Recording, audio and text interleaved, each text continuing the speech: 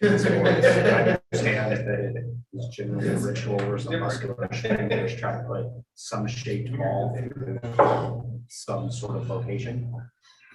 That's sports. Now I can explain tactical or financing to you. I can explain trade policy. Sports. Okay.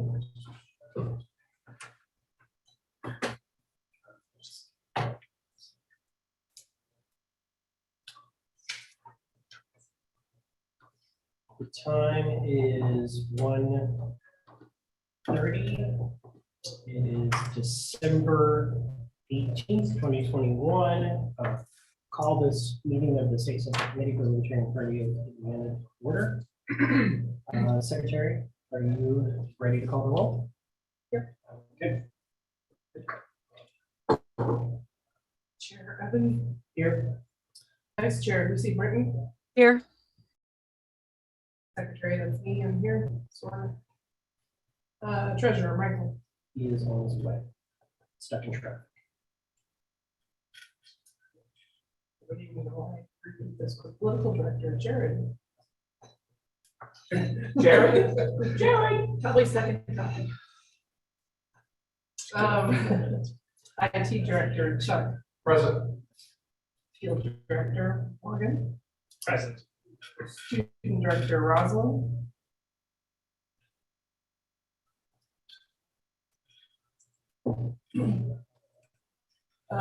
District 1 Chuck. District 1 is present.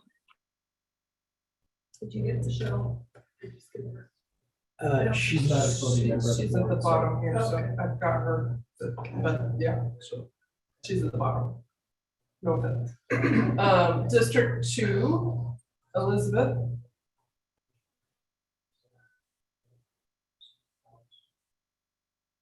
Present. Oh, there she is. So I had her on here. District 3, Christie. District 4, Dennis. Present. District 5, Greg Noland. District 6, Luke, Chris Galt as proxy. Present. District 7, Kent. He's not attending today. District 8, Jay. Present. District 9, Here. Greg Hirsch. Here. Communications, Michelle. I actually just realized I sent her, so the link was right, but I think I started the wrong meeting. So that's why the link didn't work. So I just sent her the new link, so she may be here. She had the flu, so she's not coming at all. And then we have guests. I've got Danny Lundy, Dorn Britton. Who else? That's it, right? That's it. This is actually Tim McGuire. Live.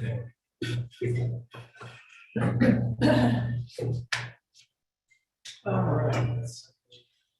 Well, we have quorum. Mr. Rigg, would you be the timekeeper? Hello. Thank you.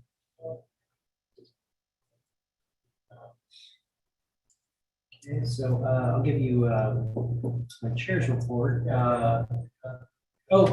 didn't adopt the agenda. Thank you. Would like to add 2 items under one item, actually both items under unfinished, item E and item F. Item E would be newsletter for 10 minutes. And item F would be pop-up tents for 10 minutes as well. Is there any objection to those changes or those additions? I will move to adopt the agenda as amended. Second. I'm going to pull out of order. There needs to be a moment for other people to make other amendments outside of just the chair. So is there any objection to those two amendments? Hearing none. Are there any other amendments? Hearing none, any objection to the agenda as amended? Okay, agenda is adopted.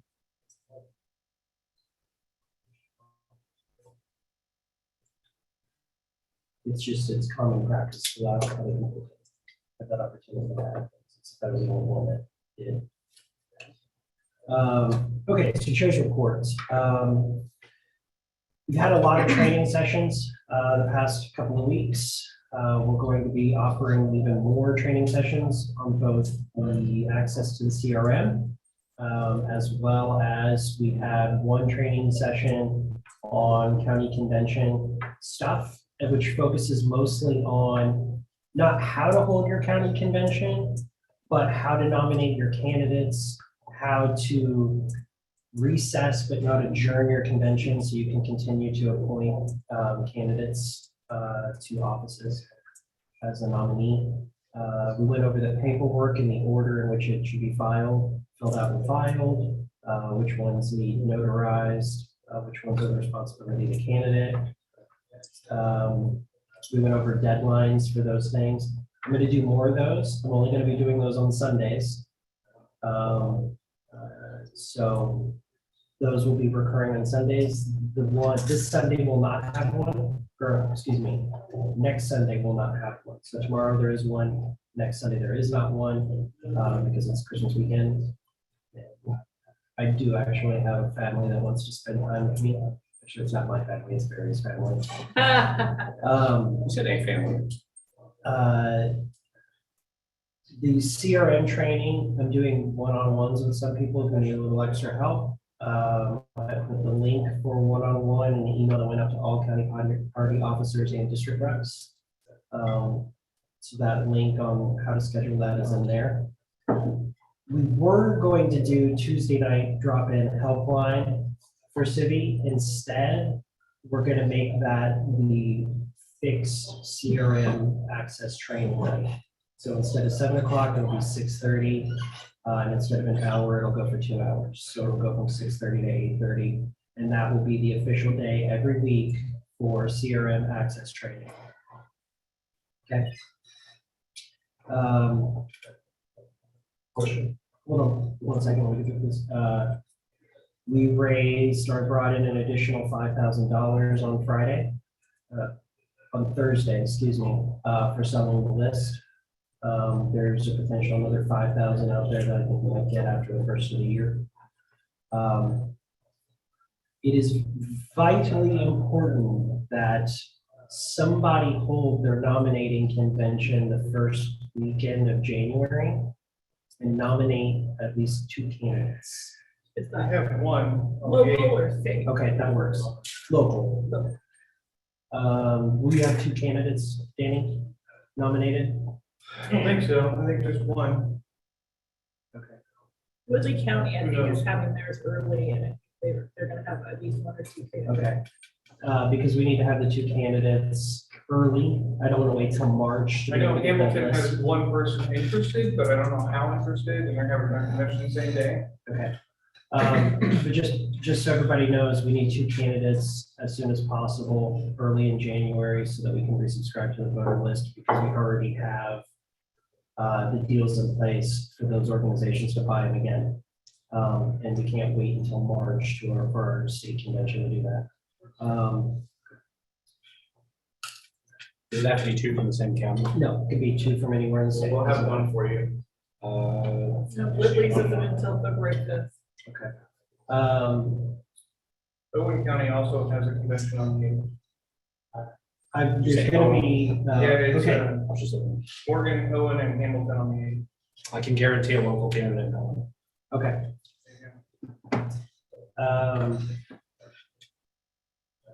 What do you need from us for that? They just need to be filed with their county. That's what I mean. You need a copy of the CFA or whatever. I do not. File I don't think so. it. Okay. I just have to certify that we have the 2 candidates and name them in their office. That's it. We've done really well with our fundraising. We need to do more. One of the issues that we've had, hey guys, one of the issues that we've had is with the member benefit, sending out the membership cards.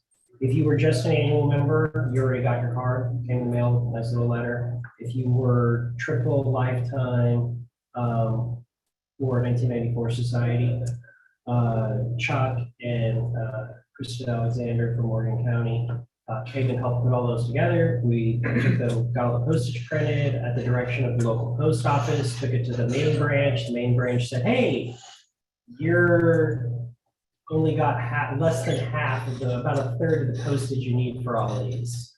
They're rejected. Anybody object to 3 more minutes? Cool.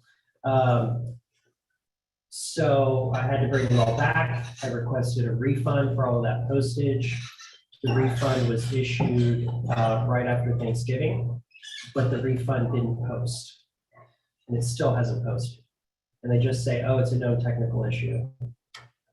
We did get it escalated, and I now have communication from the admins talking to me about it, and they have guaranteed that it will be in the account Monday.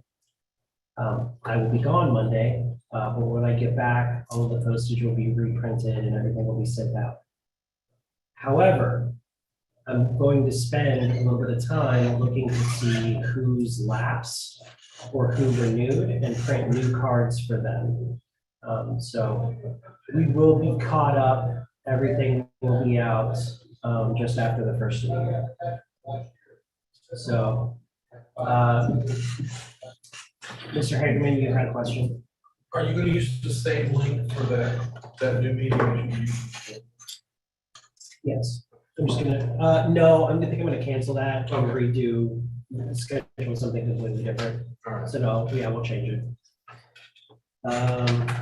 Any other questions? Hey, Evan? Yes, Mr. Wallace. Hey, did you send out an electronic version of the agenda? I did not see one. It is on the website. Okay, thank you, sir. Under, scroll to the bottom of the website, click on the calendar of events, go to the meeting today, and the agenda is on there. I'll send you a link, bookmark that page, it's very important. It's also in the Zoom invite, which you didn't get, so never mind.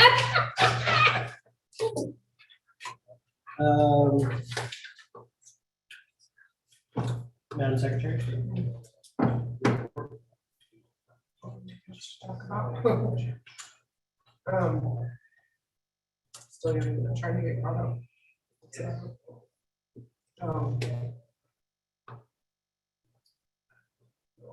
Delegate account should come out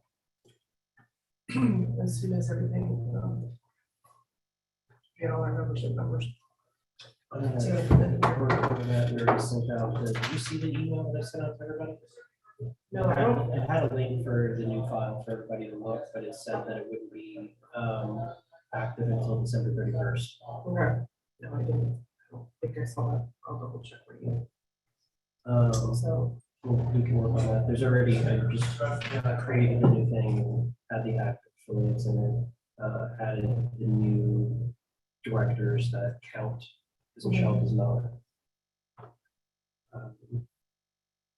When can we expect to have the minutes for the meetings? Okay, so I'm meant to have, I have the ones, I just haven't uploaded. There's 3 of them, and then there's the 3 I missed. So that's just gonna take time for me to sit down and do. So I'm contracting our house the 29th. So I should have a lot more free time after that. Our next meeting is January 15th. And we have them done by January 15th. I'm hoping to. Majority of them. Can you set that deadline of January 15th? Okay.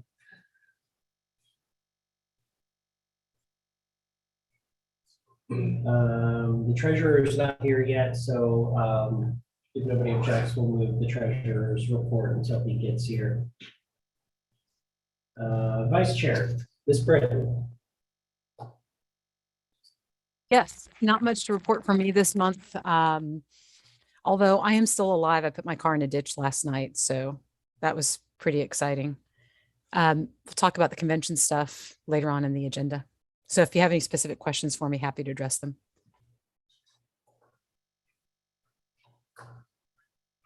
Nope.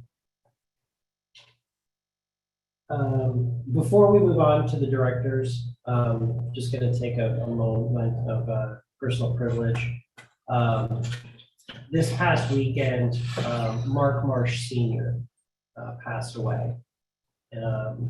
Mr. Marsh Sr. was the father to Mark Marsh, who was the Greene County Chair, and the father to Joshua Marsh, who is the Vigo County Vice Chair, as well as the grandfather for Brittany Dawn Marsh, who's very active in the Greene County Party. There are a lot of people who are directly related to the Marshes. There are a ton of Marshes, but we have quite a few people in the 8th District who were related or are related to Mr. Mark Marsh Sr. So I'd just like to take a minute to have a moment of silence to recognize the loss that their families are experiencing right now.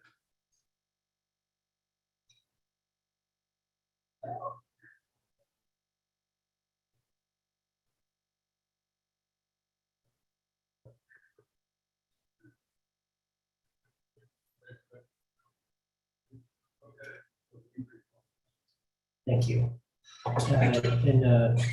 Mr. Solomon, if you can pass along our condolences to the Marsh family. I did also send, I found out about it Thursday night, I sent them a condolence card to all 3 of them individually. Okay, reports from directors. It appears that Michelle is not here, so I'm going to enter time for her. She created the video, the little Happy Holidays video. I would have liked a little bit of different language on it, but it was good. It was fine. If you haven't seen that, it's on the Facebook page. Yeah, it's a simple video, but she created it, and she'd like to be able to do little tiny, 10-second videos like that for whatever's going on. And she can whip them out real quick. She's been working with me on the newsletter content, which we'll talk about later. And that's it for Michelle. Does anybody have any questions that I might be able to answer about communications? Newsletter stuff. We'll do that later. Political director's not here. Shocker. Field director, Mr. Ray. Here.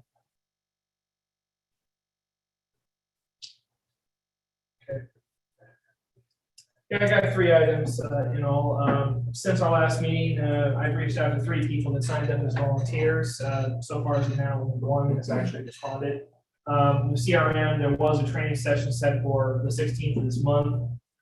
It had to be rescheduled because there was an unexpected problem found in the system. And then District 7 had their Super Saturday event on the 11th of this month. I was planning to defer that to 7th District rep. As it is, I don't consider my purview to talk about any of the details. But that's all I have. Porter County also held theirs on the same day in December. It was a remake day, and they did post photos of it, which I think we shared to the Facebook page. Didn't we? They went and made food, I thought. Was that Vanderburg? Okay, never mind. Porter was supposed to have done it. Maybe Yeah. they didn't. Chuck, did Porter County have an event? The This Super month? Saturday, yeah, and we posted, we did, I was there, we had a food truck, and it is posted on their page, and I cross-posted it on my page, the Lake County page, and that kind of stuff, yeah.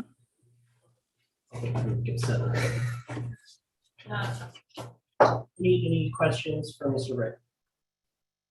Notice I've been saying it right. I've done it right every time so far today. We're just waiting. I thank you for that. And we're 15 seconds ahead of schedule. Rosalind's not here. Jay, do you still want to work on this? Yeah. And then I think we blown for a deadline, didn't we? Yep. Okay. But, well, at the university's deadline, it's still something that's doable. Okay. By the next meeting, that's not true.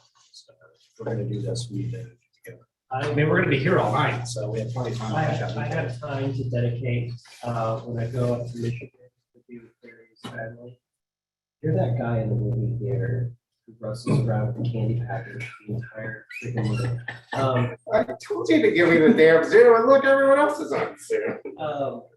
We'll wait for you. I'm not gonna spend that time with his family and friends. So I've got time available during the day.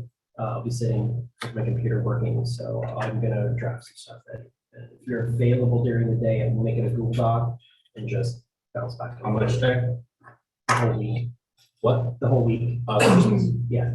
Next week? Just hit it up, take a look at it whenever you get a chance, and then just make little notes and stuff like that. Does that make sense? Yeah. Maybe we can have a phone call sometime Monday. I should. Okay. And then we just plan it out. Or no, we'll talk tonight and plan it out tonight. Actually, we're gonna be here for hours. That's fine, too. yeah. Okay, any questions about that? No? Do you Cool. still, actually, I do. Do you still have all the documents that we were all trading when Rosalind was still, I only have one, what do you have? the Republican Constitution. From USI? Yeah. Okay, I had the Democrat one too, which is probably a bit better. Probably right now. more in line is what I remember. If you can send that to me, that'd be handy. Any questions about student? Really? What, Michael? A million years ago, I was president of the College of Libertarians at IUPUI, and they have their constitution. If you're interested. I also have Yes. it in there. Can we get both of those? Yeah. Thank you. Yes. Now, was that, President did not participate at all. now was that, Mr. Schultz, was that affiliated with the party at all, or? No. No. Okay. So we'd have to jump, that's the thing, we have to tweak Yeah. them a little bit. The thing that I worry the most about is because, and I But believe the Republicans are They, the same they way. have because to the- be, they have to be somewhat autonomous. But for them to be recognized by us, they have to also recognize our state party bylaws. It's just like county affiliates. But I'm pretty sure we could write it in a way that says like, you know, this college club is going to operate in accordance with LPIN bylaws. Even if the LPIN bylaws don't say anything yet, once they do, the language is already there and codified to Yeah. be in compliance. Yeah. That language is what I worry about the most. Everything else is pretty inconsequential. Any other questions about student? Okay, Mr. Hageman, you're. Treasurer first. No, we'll do the finish these. Screw, All right. should have been on time. So I've continued updating city. While they thought that fine. You have to take me, but we're all caught up. I attended the CRM Tech Directors meeting. Thank you. That was set 4 months straight. That was fun. I attended what I guess now is the one and only LP CRM helpline call that nobody showed up on. I attended one that I showed She up did the on. last one. when we- Oh, but I couldn't make. Yeah. Because he ignores me on Facebook, I had to go there to actually get some answer from him. Glad to know there's a lot of I did- solidarity I on this did board for get that that. answer to your question about the national, it's not just us. Yes, I did make the Analyzer 360 meeting, having missed the first one, and so they got me up to speed. It seems like they're decisions to use, so I find the heck out of that data. And then, thanks to Danny, I'm working on installing his voter database on my server. Use that. That is the I will add to that, that the question was asked at the last meeting about, we've been. Seriously. Don't sit next to I him. refuse to accept this as the treasurer's report. The question was asked because we were paying, and we thought we weren't supposed to be paying for the Analyze Corp. So what it was we would have paid the fee up front for 1 year, and we broke it up over 12 months. They've been going ahead and billing that 12 months while they've been rebuilding the system and making it ready for us. Once we get access, we have the access now. The next couple of months are still free while we kick the tires and try to break it. Then they'll start the clock, but we've already prepaid for most of the year. Does that make sense? Does that make sense, Michael? Excuse me. Does that make sense, Michael? Yes, I said yes. Well, you sit there with not even a napkin. It's like someone Writing would out have your given you a treasurer's piece of report. paper. We were worried when we didn't get that email. Any questions for Chuck? So I'm guessing we're gonna have some meetings here pretty soon to start kicking the tires on this thing. Yeah. I actually did log in and ran a test on Danny pulled some data for the city council district that I live in. So we were considering, like, if I was gonna be a candidate for my city council district, what were the demographics, what would I be looking at? So Danny pulled that voter information for me so that I could load it up to get a snapshot of my district. It's very enlightening. It's very interesting. Lots of good data there. One thing I think they already discussed with you, but they are working on the ability for Danny to load a test set of data and then us to have access. to it. Yeah, that was the meeting that me and Danny attended, because I think both of us missed the meeting that you attended. Right, which was fine, because, It was good. You got one on one time. right, they basically did the same meeting. Yeah. That was one of the things that we had asked for, because that was the issue. Like, Danny already had this data available. Why should he have to send it for me to then upload it, to then get it in? So we should be able to share reports or share data sets between the admins. So it'll make it easier for us. And this, so these districts, do they take into account the new district lines, new district? or Yes. redistricting? Once that data is available from the state, which it is not available yet as far as the voter registration list, where we have the shape files and everything for the new districts, the election division doesn't make it official until after, I want to say it's January 5th. Okay. Which is interesting because you can start filing January 3rd. And your voter registration information may say you live in one district where you may be in a different one. So it's so complicated. And this is only because of the lack of time that they had to get everything done. So if somebody was managing a state house campaign, when would that data become available? No one but the three of us will have access to the data. You guys request, you put we're gonna figure out how to do that, how the request goes in, and then we will get you the report back out. But remember, this is more than just voter data when we're talking about analyze. Yeah, You're getting a voter profile right. of like incomes and household setups and all kinds of amazing stuff. My question was when, as an Uh, estimate. I would say probably, When will they have it updated on the voter list? Because I don't expect the state to have that done by January 5th. Okay. so they're required to by January 5th. Really? So when Yes. we get our new voter list next year, every Yeah. single person's data will be updated. Yeah. County. Yeah. City. Yeah. Really? That's what they say. So the theory is at that point, we can give it to analyze, they can cross-reference it and stuff. Yeah. Is the data for old district? Because Now, here's the thing. the theoretical We won't district. have that list at that time because our subscription to the voter list expires December 31st. Sure. We can't get the new one until we get two January, candidates. let's call Then it. I have to wet signature the form, get the check, which I don't have to get the check from Michael. I take the check, mail it to the state. I guess I can hand deliver it, can't I? Okay, I can hand deliver it, but it's gonna take probably a week after that. So even into January, is the Yeah. state really gonna have all of that? That's what they say. I've been talking to them and they said they're ready. Okay.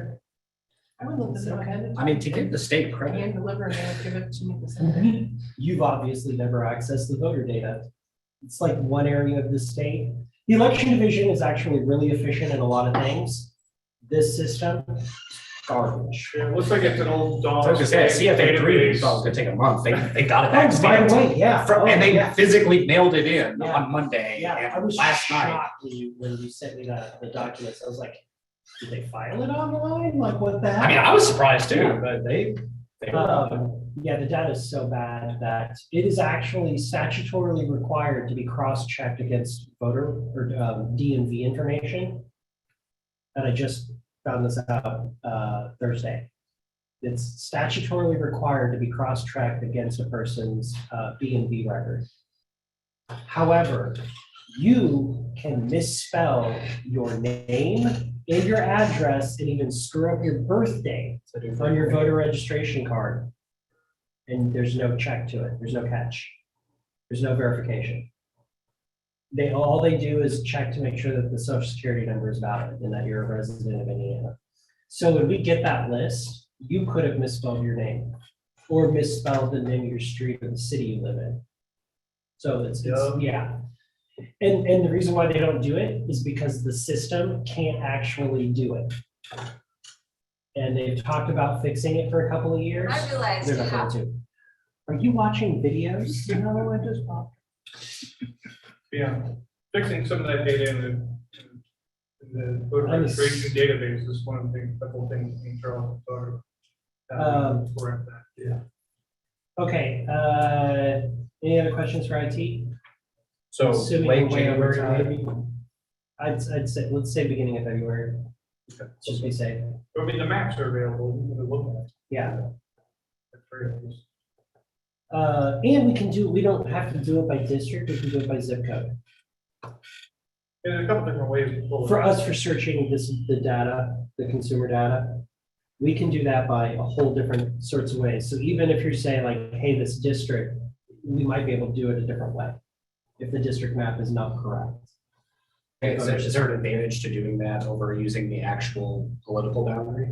Having it faster. You can also, if you look at the map and figure out which precincts and or townships, we can pull it that way. So a theoretical district that I'm asking about wouldn't have changed much from last year's. Right. So we could even pull last year, we Yeah. can mostly correct. Right? Yeah.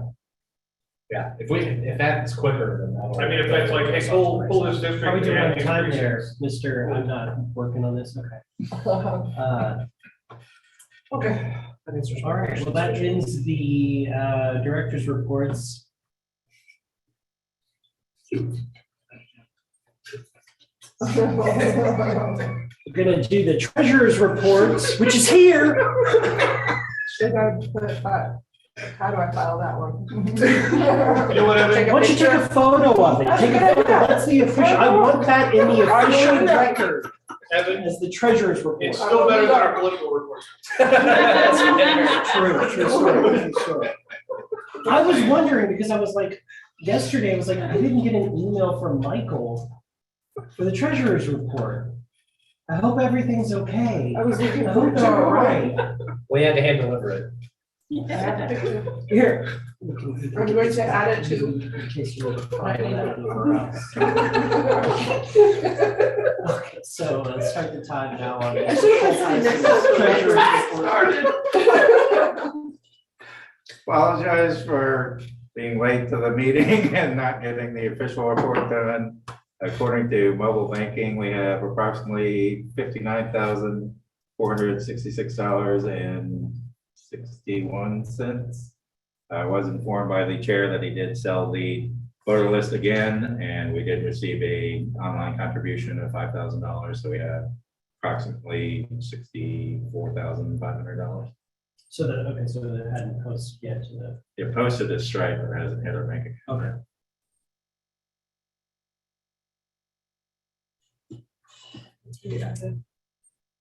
Yeah, outstanding debts. Outstanding debts, That's okay.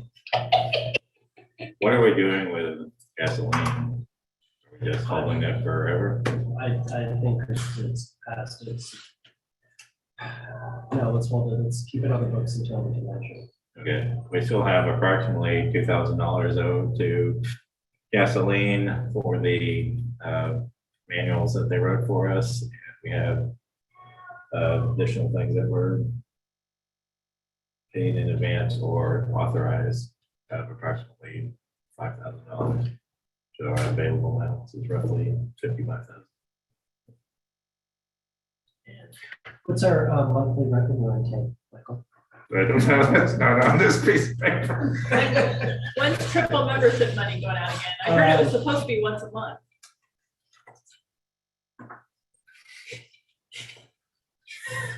There is the ability for the treasurer to do automatic direct deposit, but the chair likes to hand deliver stuff or mail it, so it gets Or lost in the not lovely hand postal delivered. service.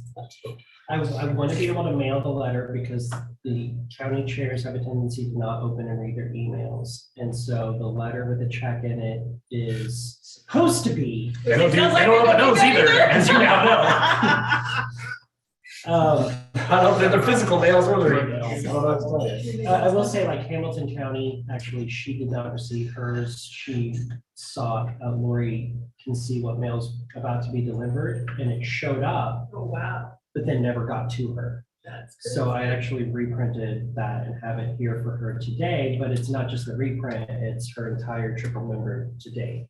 After the first of the year, we're gonna send out additional checks. Every county has responded, either they didn't get the check or that they had the check and have now finally deposited it. So. Deposit ours.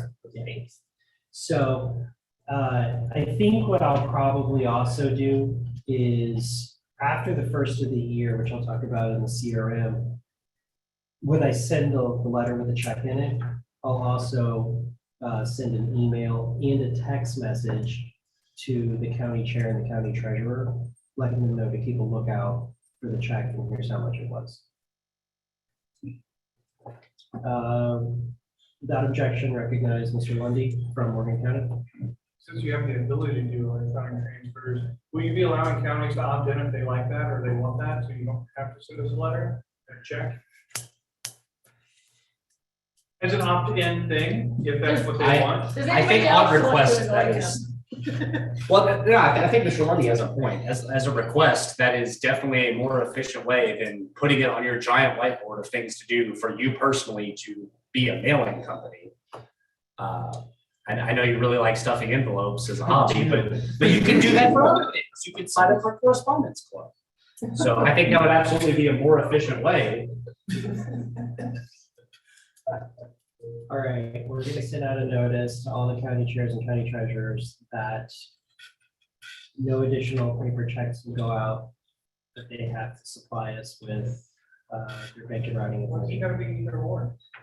Because it will be, I don't want to have to spend the extra time when I pull the report, I just send that check. As opposed to which county opted in and which county opted out. It's an all or nothing thing. So, Is it just the numbers? You don't It will need to have have- a direct account or anything like that? nope, it's just your banking, banking info. Would we want to get that same information for setting up a strike for, That's opt-in. that's opted? That's opt-in. And actually, you need to get with Mr. Solomon on that. They want to set up a fundraising page for their office, potentially, maybe.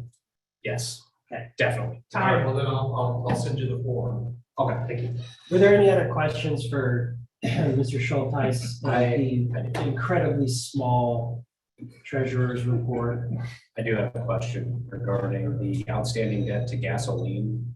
You said that was for manuals that they printed? And which That manuals were those? they created, the candidate's manual and the,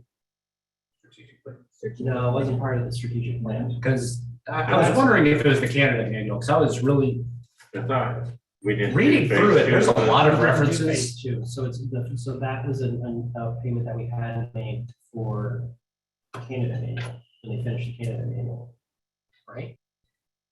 If it's already He was done, it's already before my done. time as chair. But I was reading through the candidate manual, and for something that was specifically designed for us, it contains a alarming amount of reference to primary elections, of which we cannot participate. Actually, so there was a desire to have primary stuff included in the hopes that we hit 10%, that we didn't have to have the thing immediately rewritten in less than 2 years. Okay, so it was just strange request. Yeah. Okay. Future proofing. I just feel general rule of thumb, if you're planning on further success, you should probably also plan There are to, a lot well, of we'll things that review I our don't things like. when we There's a get lot of there. things that I don't like about the campaign.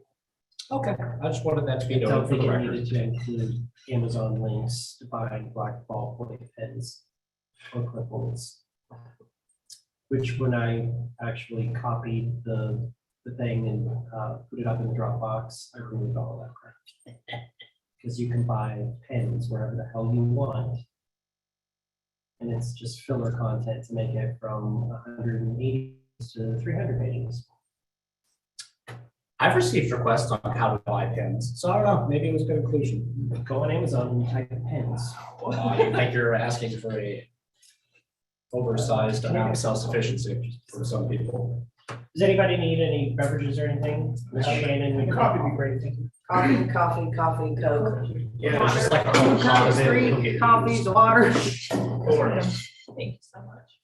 Any other questions about the treasurer's report? Or coffee. Where's the whole? I know, shut up. I can't wait to include that one. I'll have a real report. Oh, too late. That's as submitted, as submitted. is what that letter said.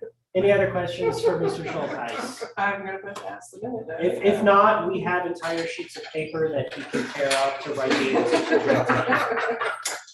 the. Moving on, district reports. District 1, Mr. Poland.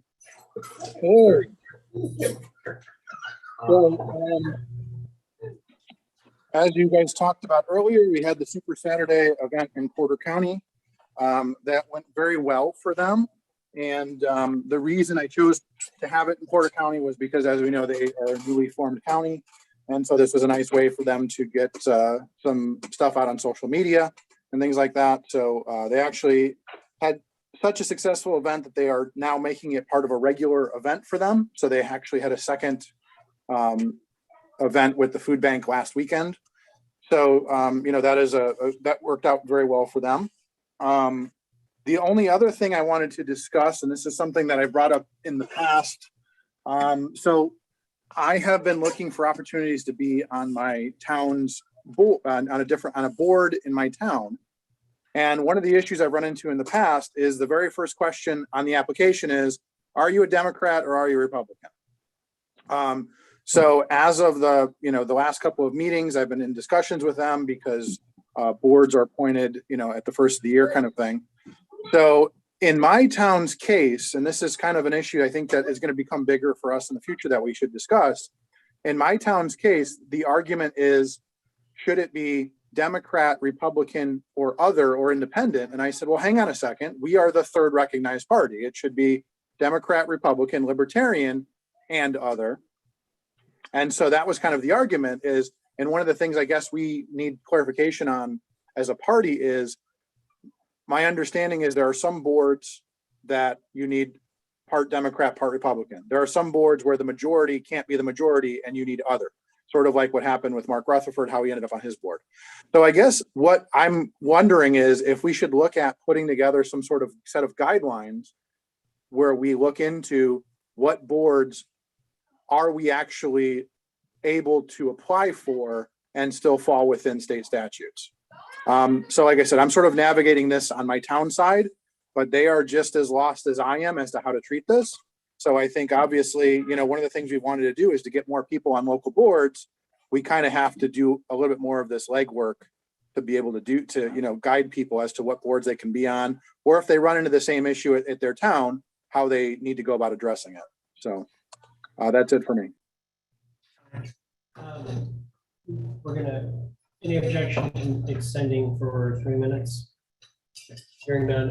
Mr. Poland, I do remember us having this conversation at a meeting last year, and that you had been appointed a task force to come up to research the statutes. With Galt? Oh, okay. To research what statutes they were relying on for this form in this board, so that we can use that to analyze and come up with a set of guides or a challenge to the state on it. So my request would be, to figure out, to ask them what statutes they're using what they're relying on to craft that. With that, I would ask Mr. Solomon as a budding attorney. And Not somebody- attorney. I said budding. Cannot be more clear about that. He will one day potentially be an attorney. And then these conversations will be followed by this. I'll give you all the dollars. I'm gonna ask him to assist you in this, in doing that research, which will give you good electoral election law experience. Well, I actually had something to chime in on this because we've been looking at some boards down in Vanderbilt County. And this is for your town, you said? Is that Hammond? This is the town board, and they, like I said, originally, the application stated, are you a Democrat or a Republican? So now I have a much more, the new board in my town is much more amenable. We are on better terms than I was with the other board, so they are much more helpful. So they had no problem adding other to the application or adding a blank, but I still don't feel that that is adequate. And is this like the legislative body, like the town council, or is it like a sub board? So this would be any board. So here's my understanding from The standard application form for any board? this is, yes. So the standard application is, are you a Democrat or Republican for any board? And my understanding is different boards have different requirements set by the state. So I guess that was our original discussion, was to research these boards. So what came about was my town is reorganizing boards. So like they're creating a new sanitary board and things like that. So that was sort of the question, was we're creating a new board, who needs to be on it? And that was sort of my point of order, is like, we need this many Democrats and this many Republicans. And so as we know, the majority of Americans now consider themselves independents. So that being the case, I brought up the point. I said, you're essentially, disenfranchising the majority of voters by saying, are you a Democrat or Republican? Okay. Step 4 to Jay, Mr. Solomon, at, District 8. The two of you converse about it. Mr. Lundy. So we went through this in Mooresville.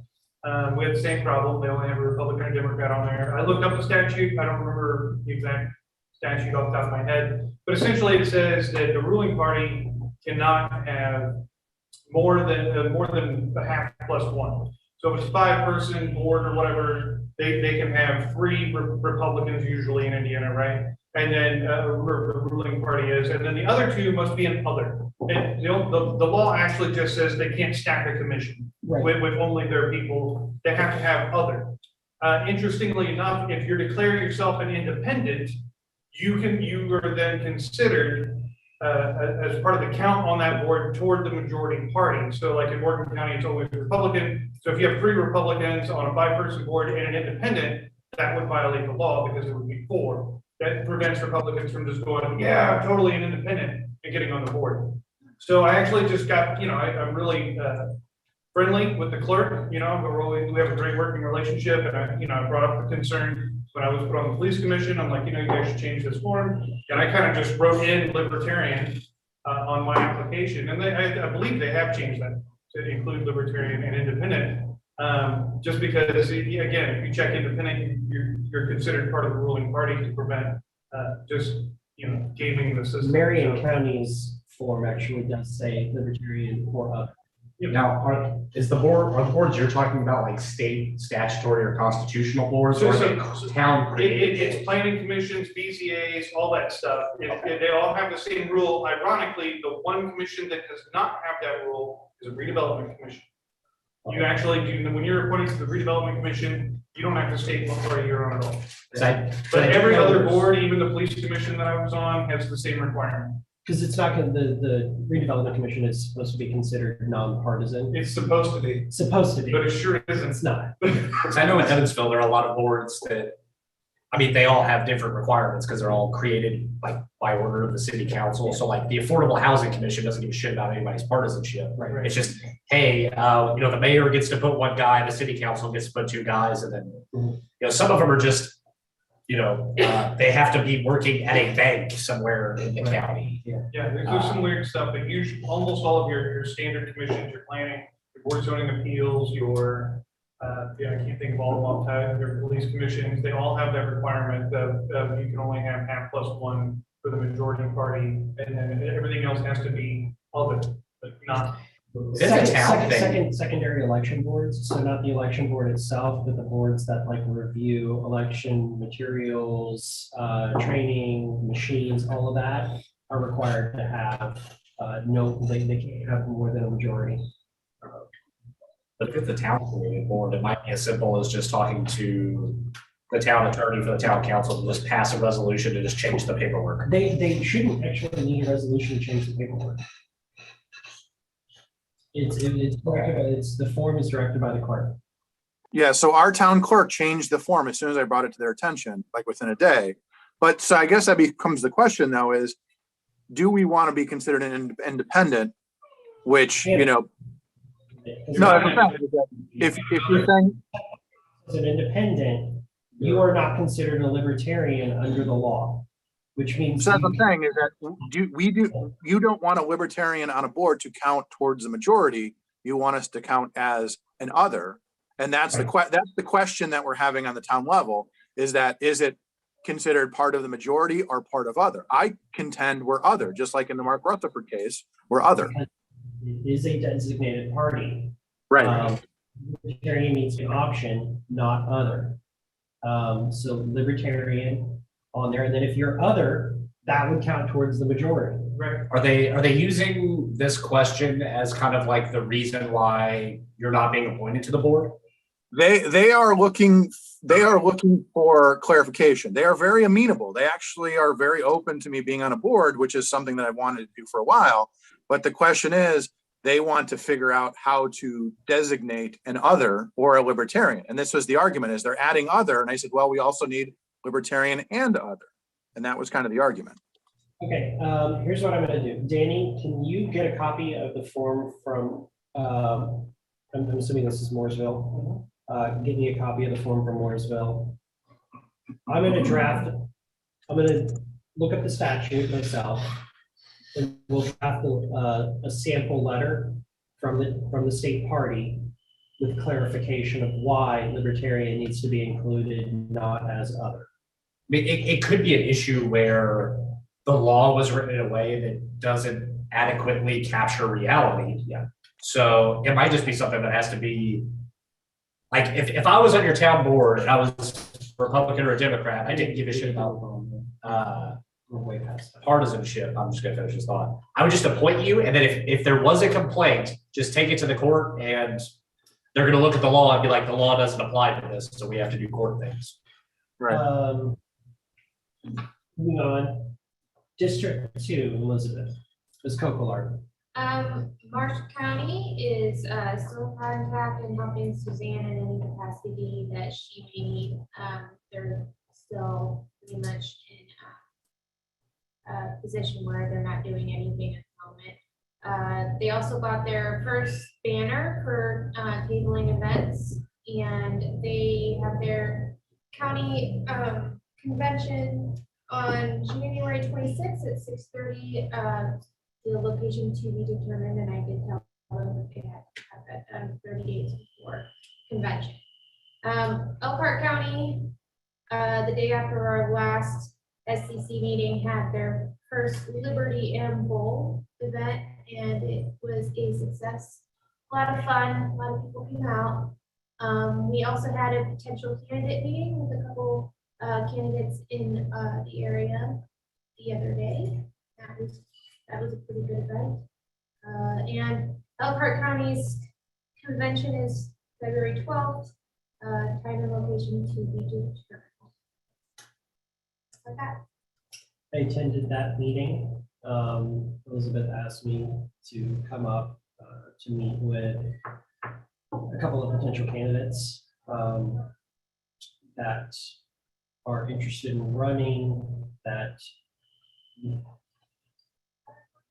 would have run as Republicans, but were getting stonewalled by the local Republican Party, as they do. They don't want challengers in their primary. And in talking to them, you know, my goal is in those kind of conversations is to help them figure out if they are a libertarian and for us to figure out if they're a libertarian.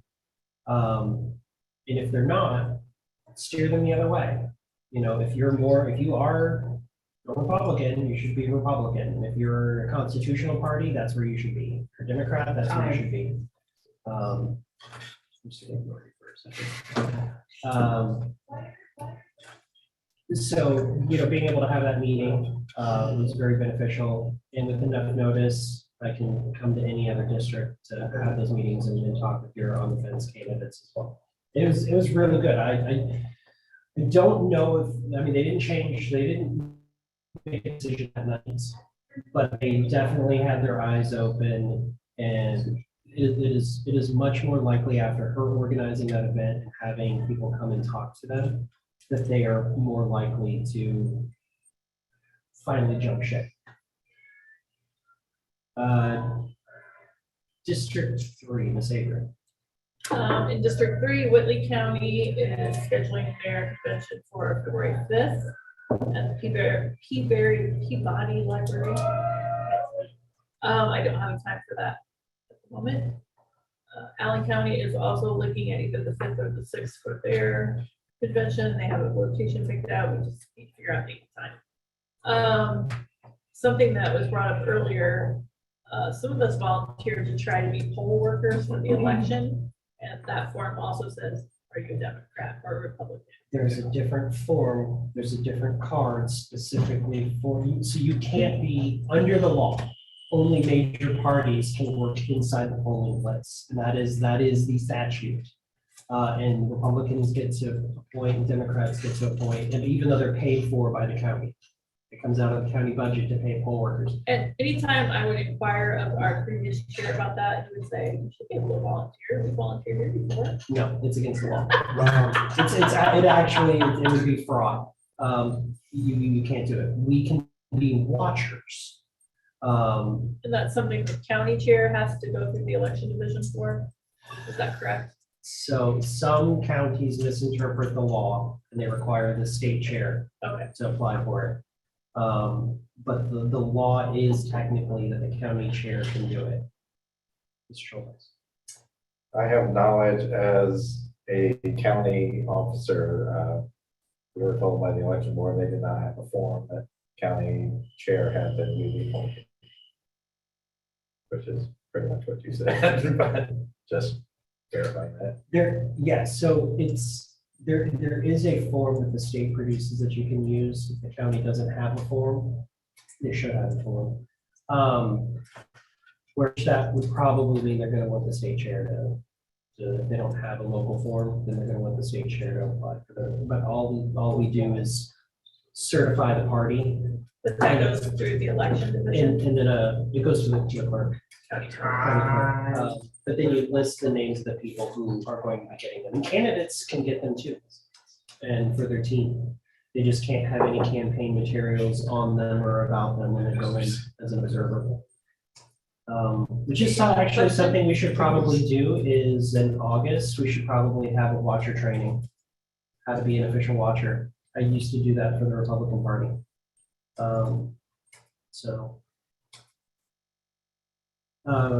Any questions for Kristen? Okay, District 4, Mr. Bates. So Tippecanoe County is having their convention on January 10th at 6 p.m.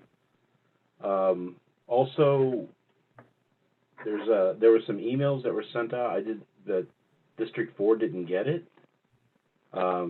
District 3 sent me a copy that she had gotten. I just want to double check and make sure that whatever list there is that we're sending to, I'm included in that somehow. I don't know if it's just some kind of weird oversight.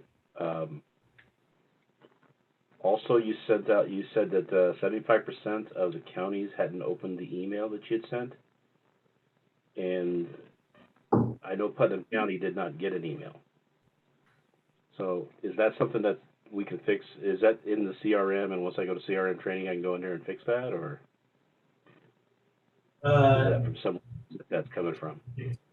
You can't fix it. Chuck, can you look up the county officers within the 4th district and put together a list and their email addresses?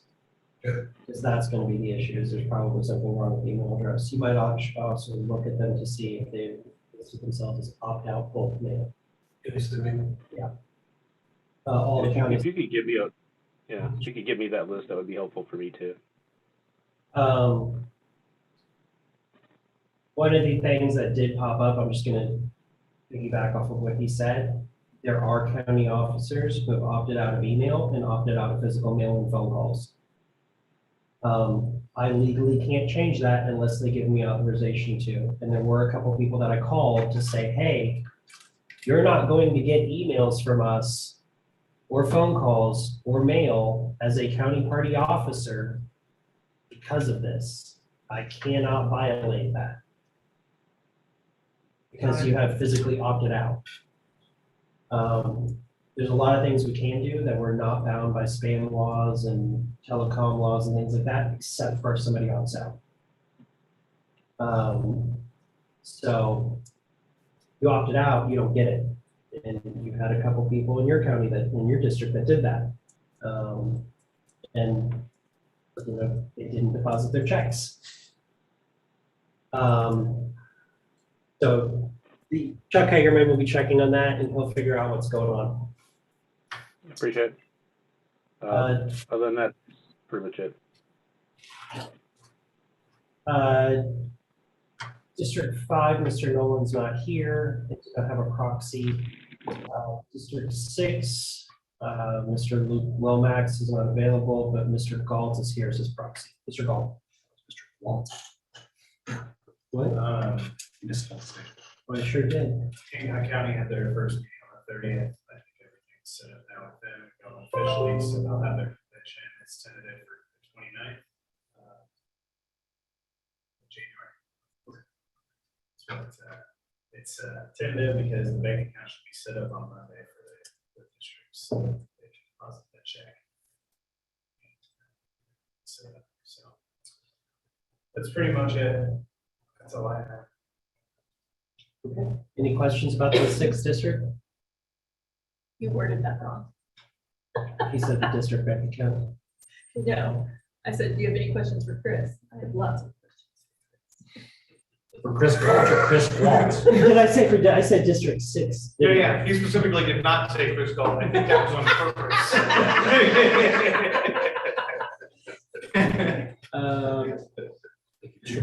Good to see you all.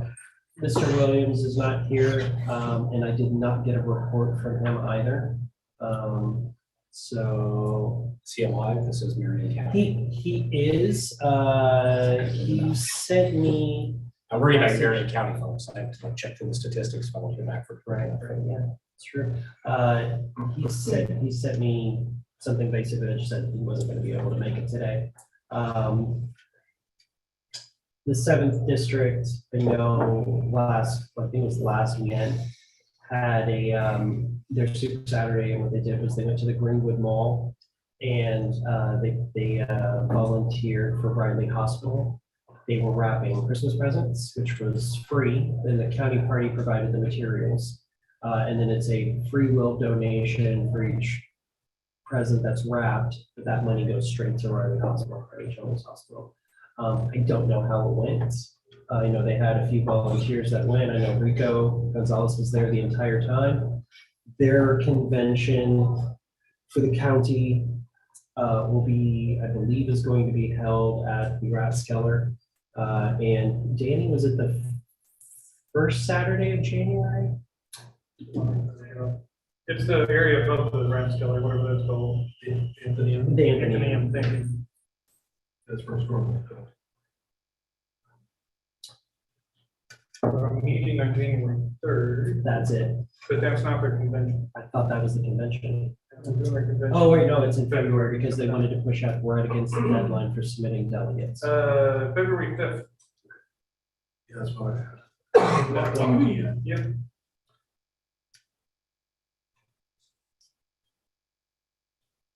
That's the 5th district.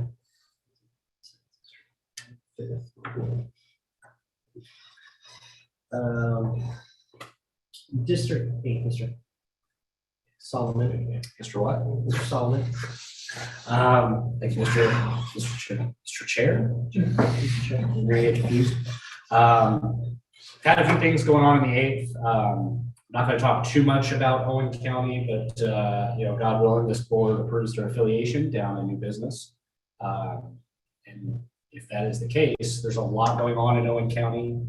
I don't want to say too much on open line, but one of their members is planning on seeking our nomination for the 8th Congressional District. And they have another member who is already launched a, not officially, nothing's filed, but she's already got media attention for seeking the county council seat. And even got her a call from the Indy Business Journal. So a lot of eyes on that. I think it's a winnable race. I'm more than happy to talk to anybody offline about that, but that one I'm really excited about. Down a little bit further south, I'm talking to a probable candidate for a state house seat that I'm also very excited about. And I stood in for Mr. Gada in Vancouver County on a local PBS affiliates news. It's like a news show they do in concert with the local paper. I stood in there. They had all two county chairs and myself talking about next year's election. So got some press coverage off of it. That was good. And other than that, we're just getting through scheduling all of our county conventions coming up, and we will be holding our district convention the weekend before state convention in Vincennes at our headquarters. Any questions for Mr. Solomon? Okay, thank you. District 9, Mr. Hirsch. Okay, Lawrence County, on the evening of December 6th, they had a parade float with the Christmas parade in Bedford. It went really well. We had a great turnout. Tanya was on her rocking chair. People thought she was Mrs. Claus. And kudos to Elizabeth. She made a 4-hour drive and came down and did it. Always was hot. You doing these things, they're a lot of fun. Lawrence County, Darren Hughes with the chair, is planning on running for sheriff of Lawrence County, most likely. He has a couple of issues he wants to discuss. Make sure he words things right, because there are a few issues that he's worried how they're going to come off as libertarian or not. But anyway, Jackson County had their last meeting at a Seagull Pizza House on December 12th. They're going to have their next one January 9th at B&H Electric, which is not a restaurant. They just had like a conference room there. So they're going to do their monthly meetings on the second Sunday of each month at 12 o'clock. Washington County was going to have their convention in February or January, but now they're going to do it February 18th at Mama Rosa's. And Clark County is going to do ours at Clark and Floyd together. The King Convention on January 11th. I got the back room reserved. Tanya's coming down. We got people who are coming down for that. So that should be a great event. Morgan County is doing their convention on my birthday, January 8th. My birthday's the 7th. Is it? Yeah. And I'm planning on attending. Anything else for Morgan County? Yeah, our convention's at the Morgan County Library in Martinsville on the 8th, as Greg just said. We have, because we approached the end of the year, we've topped $6,000 in fundraising this year. Sorry, we were shooting more. We raised time. We did raise more. Yeah, we'll extend it 3 minutes. We also just sponsored a family for Christmas. That was a lot of fun. And and we hit 83% of our goals for 2021, and we've already set our goals for 2022. We're actually now even more. The bug I do want to put in your ears is my political director has set a goal of holding 3 get out the vote events where we will be inviting anybody who wants to come. We'll provide donuts and coffee in the morning, do some training on how to door knock. We'll pair you hopefully with somebody who's done it before, send you out to canvass the neighborhood, bring you back. We'll have some lunch. If you have questions and you want to work the whole day, we'll answer those, or we'll do another training session for a new shift coming in. So in that way we can hit like an entire large area in a single day. We're going to do 3 of those next year. So if you have people who want to learn how to canvass, we will be setting ourselves up to do that, do the training and actually canvas big parts, big chunks of Morgan County all at one time. So we'll be providing that training to spread that knowledge around the world and help us out. So hopefully that'll be mutually beneficial. So, All right, I also want to point out that no. later on the agenda, we got an agenda item for a new temporary chair of Monroe County, which I'd like to get them affiliated again. Darren Kinzer had expressed interest in being the temporary chair himself, but he doesn't live in Monroe County. I pointed that out to him. But he countered by saying, he countered by saying that Kate from Randolph County is also the temporary chair of both Clay and Delaware counties, which, No, she's not. and he's mistaken then. He's mistaken. So let me clarify, so the temporary chair needs to live in the county, they're gonna be temporary, okay, all right. The thing with Kate is she's, because the counties near her are unaffiliated, she's communicating with those counties. So we've tagged her, and we were gonna do like a temp chair listing within Civi so that she can email those contacts in that county to try to spur activity in those counties.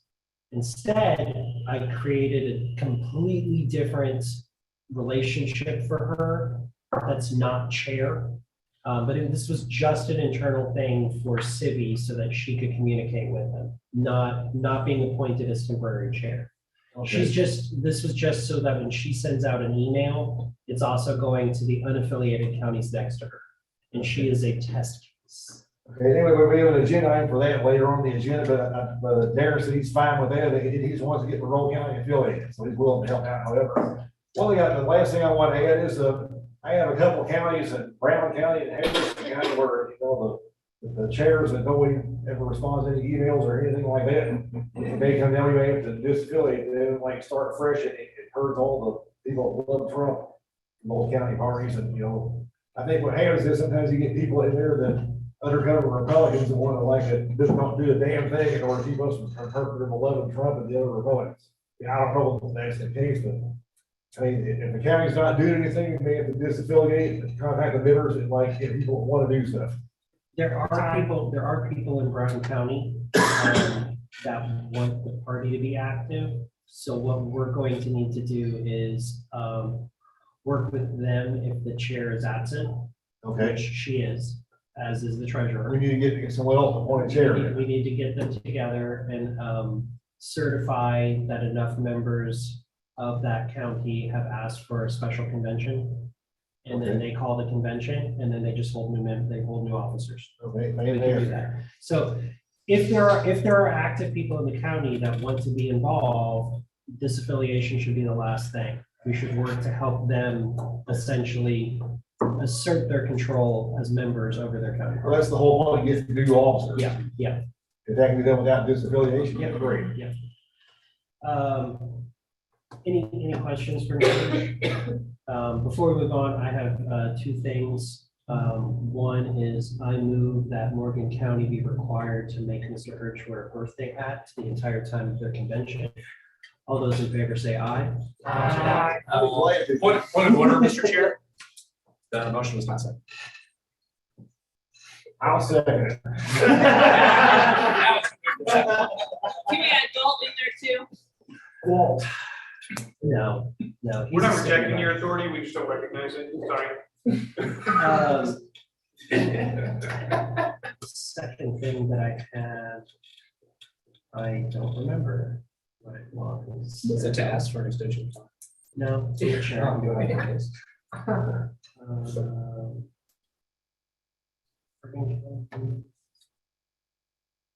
Have you been in contact with Jennifer? Yes, she came to our last meeting at Kingfish last Tuesday. Okay, are you gonna be able to hook her up with? Oh, absolutely. Connected and Yes, she's really fired up and, I think the convention would be a good time for her to. yes, we always do our county conventions together. Yeah. Okay. Just wanted to check on that, because I was still out there.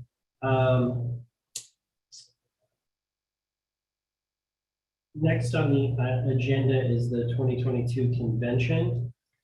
I'm gonna give a little information ahead of Lucy.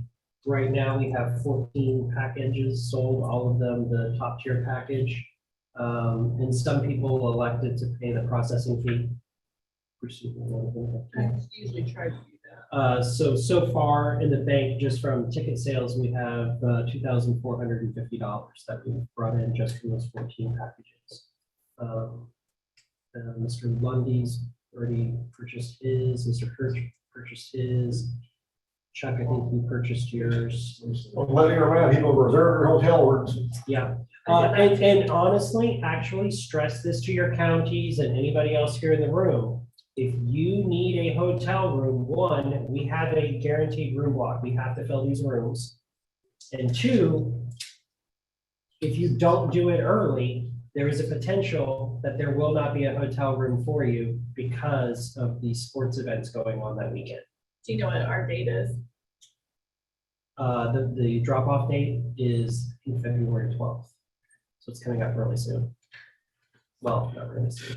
Mr. Lundy. I took the liberty of creating a Facebook event and with the link to the page, because it's kind of hard to find on the website for signing up for the convention. It's not readily available. Didn't we have a Facebook event for it? Not that I can find. We do now. Okay. I set it yay. up like 2 days ago when somebody asked us about it. It was, Joe, yeah, Joe Hoffman. Oh, That message yeah, is on who did Facebook, yeah. register as well? So I fixed it right there. Thank you.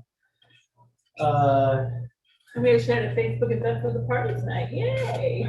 Well, and again, on the website, it's not readily available to find. It's a little bit. And one of the things is like if you click on events on the top page, it takes you to the Facebook page. Right. And that needs to be corrected. Miss Lucy, do you have anything to add for the convention? Well, I mean, do you want to give a convention report? Yep, absolutely. So I've been in contact with the Broken Egg Cafe. They are happy to do this again. I'm waiting for on a contract from them. My most pressing form of like stress coming from the convention right now is actually selling vendor spots. But Evan, correct me if I'm wrong, but National still doesn't have that on the website for us. Correct. Yep.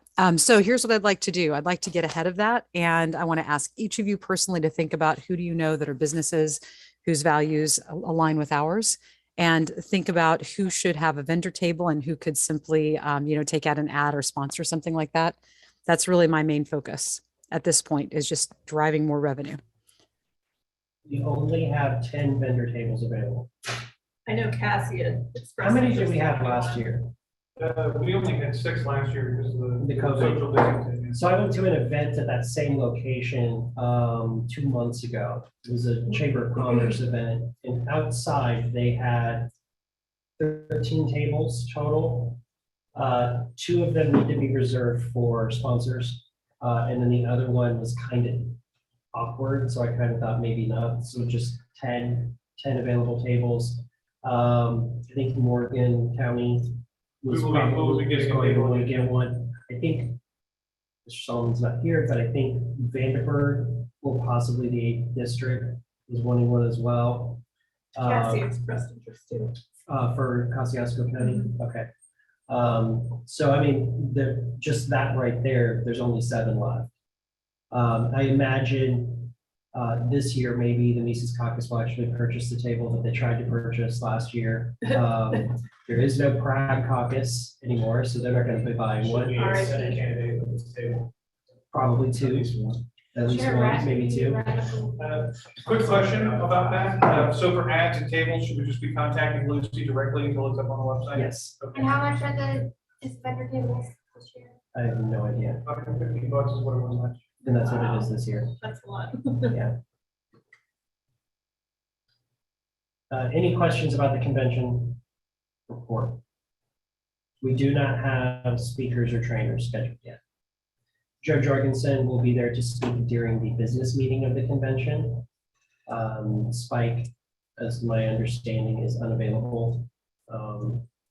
Instead of just like do like a Zoom. Did you hear that, Lucy? No, please repeat. That was too low. Spike would be interested or offered to be able to Zoom in if available, if we need to. Fantastic. I'll work on that. I will say that there's been a lot of interest expressed to me via email and Facebook and texting, and every time certain people see me anywhere, they tell me that they would really like Justin Amash to come. Justin Amash charges a really large speaking fee. And if we're going to do something like that, we're gonna do what Texas did, which is they held a big dinner and they charged a shit ton of money for the tickets. We can't make it just the, you know, the dinner at the convention.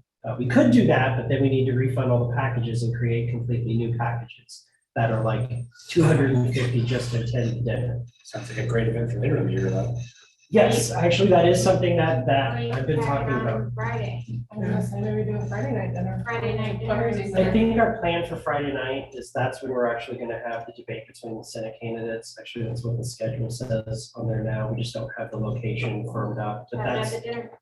Yeah, just, But as far as like a future event for later in the year, perhaps we could arrange that to be as something to help out with the Senate campaign after the convention. right, or SOS.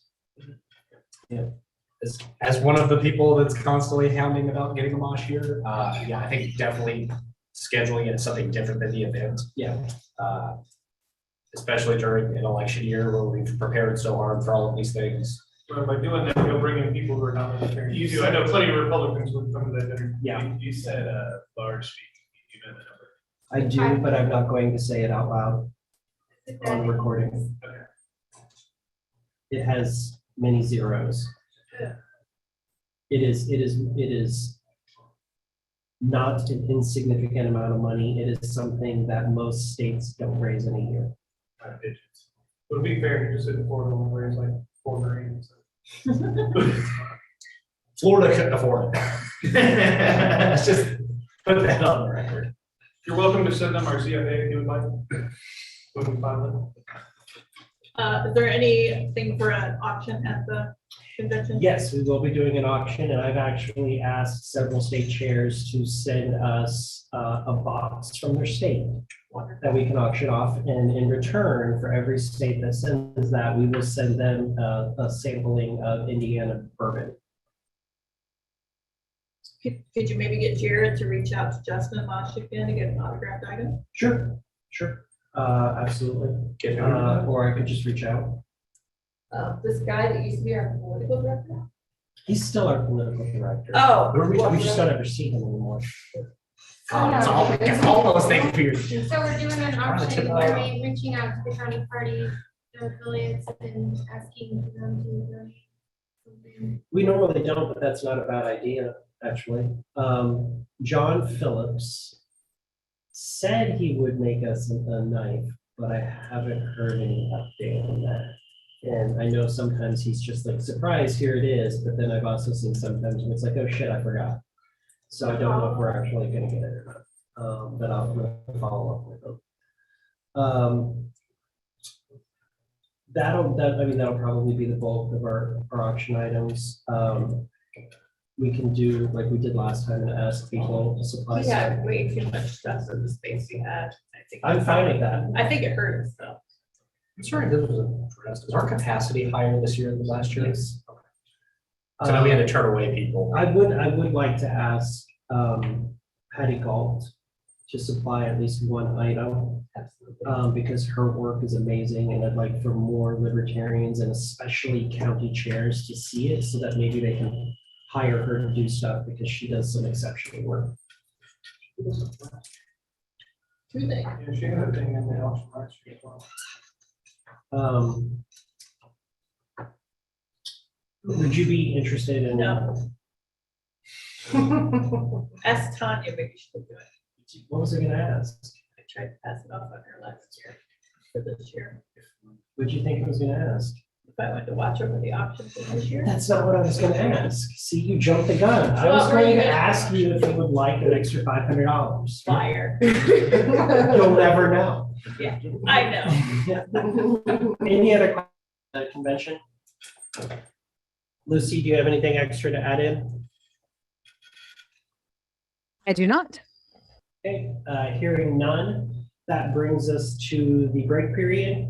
So it is 5:52. Let's be back at, or it's 5:50. Shut up. You dropped the other one. It's Shut up, Mr. Morgan. It's 2:52. Please be back by 2:03. Is your clock written on the same thing as Michael's treasure report? Yes. There's a banner. Hold it up. So I'm going to just mute this line. But so we're taking our 10-minute break.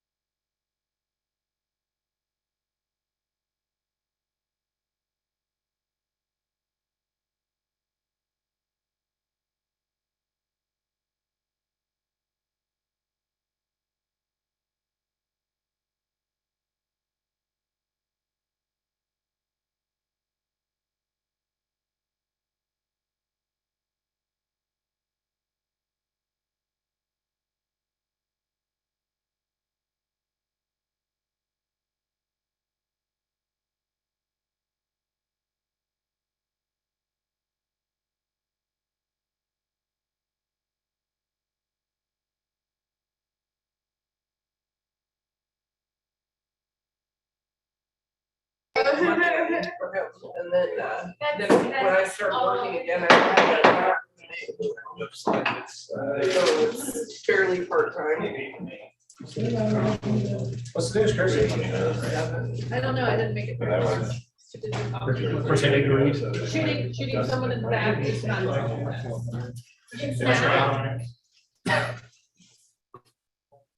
Danny, when did you say that you're gonna do that? When's the first one? We've not set up the dates yet, But but with- there'll be one in spring, one in summer, one in fall.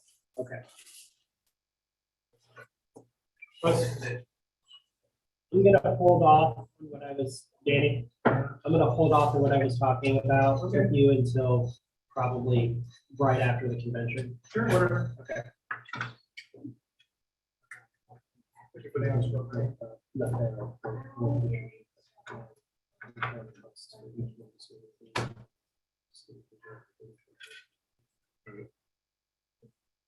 Uh, 2022 elections.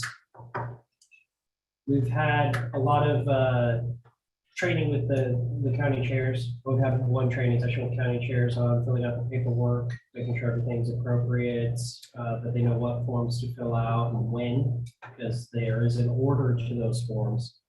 That they have to be notarized, so, you know, it is a really good idea for the counties to attend these training sessions so that they can see it themselves, they can ask questions. That's a county convention training Yes. session. They can ask questions. It's also imperative that they be prepared to have and collect this paperwork at their county convention. This paperwork, some of those forms also have to be notarized. And it has to be in their presence that it's signed. So it's a good idea to find somebody who is a notary who can come to your convention. Ask your bank. If you don't have a member, go to your local bank and say, hey, we're having an event and we're expecting a couple people that are gonna need this paperwork notarized. Would you be willing to come to our convention just as a notary? Not asking you to participate in any other capacity. My bank actually does that. If I ask them in advance, they'll make sure we have a notary. Another good reason to have your county convention in a library. Most libraries also have a notary for free. Oh.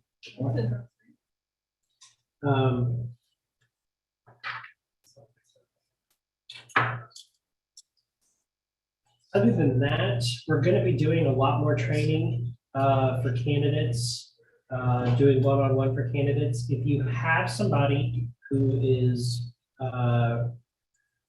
ready to declare, even if they haven't filed their paperwork yet, even if they haven't formed a committee yet, we would like for you to get their information to us, including a picture, and if they have a campaign website or a campaign Facebook page or any of that, so that we can put it on the website as a 2022 candidate. We can add them into the CRM and it makes it look really, really nice. It gives them a page with all their contact info. It's public facing. We're doing that pre-nomination. Yep, we can actually in Civi differentiate between declared, nominated, and then what the results were for the election. And by doing that, if it's locally, you have people who are out delivering yard signs, you can actually select which campaign it was for. If people are volunteering to go door to door or phone banking, you can log their volunteer activity and say what campaign it was for. So being able to track that information, now we know like, hey, you were a Dawn Rainwater yard sign receiver in 2020 something. Should he ever run for something again, you're somebody that we believe would be a supporter. You should be contacted early on. Or, hey, you volunteered on this campaign, this person's running again. Or, hey, you supported this libertarian that was running in this race. Would you be interested in running? You know, there's all kinds of different ways that we can use that data, but only if we're setting it up for success at the beginning. And the first step of that is identifying who the candidates are and capturing that information within the system. Does that make sense? Cool. Other than that, that's really all that I have for right now on the 2022 elections. There's some other information about potential litigation that I was contacted by the National Party attorney about, which, let me tell you something. When you get an email from the national office saying, hey, our attorney Oliver Hall is trying to get a hold of you, can you contact him? And come to find out, like, I don't know who he was emailing and calling because he had the wrong email address and phone number. And like, I'm like, and it ended up being something very fun and interesting. But Interesting enough, they forgot to call me back afterwards. true story. Yeah, you were on the phone. It was like, oh shit, the National Party attorney is Yeah, calling. he said, I'll call you back. He didn't say. Spoiler alert, he didn't call me back. Um, Stayed up all night waiting. You're like, oh my God, did you go to jail? We're not there yet, but I do want to put a bee in everybody's bonnet. Drop this in your ear now on the board that we will probably have an executive session, emergency session after the first of the year. Can we do that virtually? We would have to do it virtually because it would be too short a notice to do it in person, which actually I don't think we even do them in person. I think they're always virtual. But just so everybody knows, it'll probably be like 48 hours notice. So that's it on the 2022 elections. Any questions? Okay. Membership drive reports. The LPIN has 510 dues paying members right now. Our triple membership, we have 176 triple members. We have 117 1994 Society members, and I think that's wrong because I checked it this morning after I had asked you to update it Thursday or Friday. I didn't check. Lifetime, we have 24 lifetime members. That number is a little off. I have been looking for people who are lifetime national members who would fell under the previous bylaw that allowed them to be, they were grandfathered in, so they're automatically LPIN lifetime members. They did not get changed in the system, and I'm looking for that. And some people are incorrectly listed with national as not lifetime members. So I've been going through and trying to fix that. So that number will increase, but those, not all of them are people who have paid. The majority of them are paid at least something towards becoming a lifetime LPIN member. Annual members that are just annual memberships, we have 257. And national members, we have 494. That is a slight drop from where we were. But that's to be expected. Ours typically fall off between November and January for national, because we do that push. And so that's typically the drop off each year is November to January for us. Question. Yes. Has anyone reached out to national only members to ask them to become state members because of the bylaw change? Yes. Have you had much success with that? Hit or miss. Some of them just don't respond. I'm a big fan of phone calls because it's a lot harder to ignore a phone call. Not impossible, not all that hard, but you know, I get a better response rate on the phone than by email. It really just depends on who it is. A lot of people just they become aware of the Libertarian Party. They Google Libertarian Party. Top result is lp.org. They join there, and then because that put them into my database, I can reach out and say, hey, I'd like to get you involved with your local party. Would you consider being an LPIN member? If they were hardcore enough to go through that route, they're on board. But some of them are just like, nah, I just gave my 25. I hope you guys do good. That's all they want. So you just gotta try. There is a way to see who are national, not state party members, and it's actually a lot easier than what I was trying to do. There's it's what's called a smart group in the CRM. That you just click that and it automatically shows you everybody in Indiana or in your district. Where is it?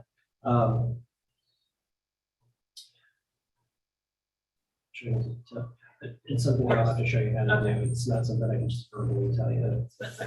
Yeah. I just use the membership desk or members dashboard. Because I try to catch up as soon as we do it. So there's a difference between searching for somebody who is, she just wants to see everybody in her district or her county that is a national member, but is not a state party member. Yeah, It's I'm saying I not just catch up intuitive. right as they sign up. Right. She wants to go back and look. Okay. So that she can contact everybody and say, hey, you do know there was a bylaws change. You can't be a delegate to national. Or, you know, in some cases, for some counties, participate in the county party. Some counties are different, their bylaws are structured different. Allen County is stupid. Do you want national party? No, they basically say that counties can make anybody a member of a county party. You also have to recognize state party members. Allen County allows anybody who walks in the door and says, I want to be a member, to be a member. As long as they have a residence in the county. Day of, for free. Yep. What? Yes, I know, it's stupid, right? Yeah, better not. Just 1 second. Sure. So We need to buy drugs from anybody. in that, doing this is a good idea within the district for the counties to send that email out to say, hey, you know, here's the information about the upcoming convention. You don't just start the email by saying, hey, you don't matter. You do, How did you see my email before I even wrote it? you give them, hey, this fun thing's coming. It's like when we were doing the organizing conventions. I would send out an email that would say, hey, there's a local libertarians getting together to form a local county party. Here's the information about that. And remember, only LPIN members can participate and vote. Make sure your membership hasn't lapsed. You can renew at, and then I put the link in. That's the way to do it. If you say you don't matter, you don't count, people get angry about that, from what I hear. I tell people all the time they don't matter, okay. Can't confirm. Unread. Mr. Lovey. Just real quick, I know a lot of you saw the binder we had for new members that we had at the convention last year. I've sent it to some of you. Part of that has all the membership options and what the benefits are of each. Talks about 1994 and lifetime and the difference between national and state. We give those to the national members as well. It's a good way to spawn that conversation. Yep. So just FYI, I think in Worth County, we've only got one national member who's not also a state member. And she may re-up soon. We've been in touch with her about it. And there's an automatic on the Civi CRM when you log in and you go to the Civi dashboard. There are a handful of reports, and one of them is new state member. It's vitally important. Those are new within the last 30 days. If it says current, it means they were new. But if it says new, they are a new state party member. Reach out to them. And you can do it right from within Civi. You can click right on their name and send them an email right from the system. But it's important to have that initial contact with them as either a district rep or a county party, because the counties can get to see it too. That report's right there if they select it. Those dashlets are really handy. Before they removed the national tab on there, I could not tell you how many people I saw in there. It's like national requested information. And I'm sitting there going, actually, they never got it. Yeah. So they signed, they requested info at 96 and never heard back from us. Michelle mentioned is responsible for that at national now, and the emails that I send you, most of those are being sent to me from Michelle. Right. So she's really on the ball with inquiries from the national party, and she forwards, if she has a communication with them and they're from Indiana, she actually forwards that to me. Okay. So there is, and then I follow up because I don't want her to see me not following up. Accountability. Yeah. In this membership report, I wanted to talk about the postcards that we had talked about sending out. We wanted to do 10,000 of them. We authorized 5,000 in spending. After reviewing the data that we actually have, it's going to be much less than that. Because we have 14,000 people in our database right now. We don't have addresses on about like 6,000 of them. So it's still significantly higher than where we were, but it's not going to be as much as we thought it was going to be. So that's ongoing. That's still a thing. I'm hoping to get another data import for some of those missing addresses from national, because they are national contacts that are missing the addresses. Or they're incomplete addresses is more accurate. So I want to wait until that gets done before we finalize moving forward with the printing, but that was already authorized. When it happens, we'll get to it. Any questions about the membership drive or report? Yep, okay. HR policy. Chuck, I'm just going to say and preemptive before you say this, there's 0 time, so you don't really get to talk. I'm just going to tell you that the question you sent me, the answer is the state party can't afford that company. Well, and so I am frustrated with the progress that is being made on this. Since we've last met, so like in the last 2 months or so, I reached out to about 10 different organizations looking for some, basically we want to put together a proposal and have some proposals to present, and approximately 0 of them bothered to get back to me. So that was me making phone calls. That was me, doing stuff on Google and stuff like that. So I don't know. Is it because every HR department, HR people hate libertarians? I don't know. But I chatted with my friend about it. I said, look, I'm getting nowhere with this. What do you think? And she says, oh, they just assume you're hitting them up for free advice like everybody else does. So that's kind of where we're at. And so her advice was this: we have to put together like an RFP.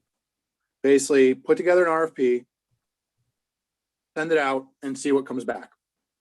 I have always been of the opinion that I'm not going to hound somebody to give them my business. But in this case, that's sort of a unique sort of field, sort of a niche field. So I guess that's the question is that how we proceed, is that I work with my board, my group, and we put together an RFP and see what comes back. Or do you just, is that the question, even going that route, is that going to be too expensive?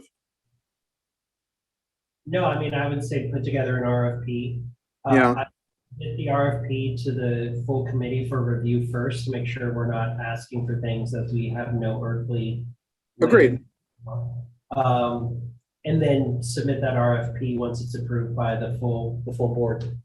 Do we want to, so that was kind of the question with the RFP is, do we want to put it out and get sort of an a la carte pricing? Do we want to do a not to exceed? So kind of that was the next question is, what kind of budget do we want to even give them a budget? Just like give us proposals and see what comes back? Because again, we're under no obligation at that point. Proposals and see what comes back.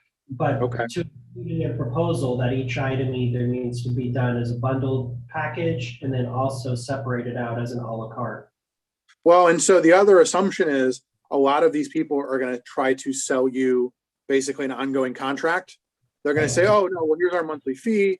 And, all of that's included, and they're going to try to charge us $500 a month or whatever it ends up being. And, obviously that's the other thing, is that a lot of them don't work in this manner. A lot of them want to get ongoing business. So that's the other assumption is what's going to come back is, well, here's our monthly pricing. And, that's that. So, so if there's no objection, I think that's what we'll do is our committee will put together. I'll work on an RFP. I'll bring it to my committee and we'll put that out and see what comes back. Okay. Thank you. CRM training and support. These are all 3 separate categories. And for some reason it says Chuck. I don't know why. So we have 32 people who that's total. That also includes me and Danny and Chuck. We have 32 people who now have access and are trained on the CRM for the Libertarian Party of Indiana. I thought we had somebody from every active county, not every affiliated county, but every active county, but there's a couple that we don't. So we can only make the training available. I'm doing my best to make the training as available as possible. I put in the email that went out if you need one-on-one time, we can do one-on-one time. But my feeling right now is it is not my job to get that information for you. So I will say that one district rep asked me for the contact information of a member, and I pulled it. And then in my response said, this will be the last time I will do that for you. It is your responsibility as the district rep to look that up, to get access and to look it up. And if you can't, then find a replacement. It's as simple as that, because I don't have time to look that individual stuff up. If you're having problems using the CRM and you need help learning or figuring out how to do something, that is different than just not accessing it, not using it, and expecting other people to do it for you. That's not okay. Right now, the counties, in theory, can't send emails out on their own. However, I will tell you this, Marion County, for the last 2 emails that they sent out, they did them 25 people at a time. They did every contact in Marion County. Wow, which is how many? It's close to 1,000. Oh my God. 25 at a time. And each time you hit send, you have to re-enter all of the email information after you select your 25 recipients. The last 2 emails they did that. And what I said was, after I realized, after they told me the second email they sent that they were doing that, I said, why didn't you ask your district rep? Your district rep can send it to everybody at one time. We can. Yes, you can. Oh my God. Yes, you can. I sent emails out and it wouldn't let me do more than 25 at a time. It's gotta be heavy. Chuck, can you look her up to see what her relationship status is in the city for Christie?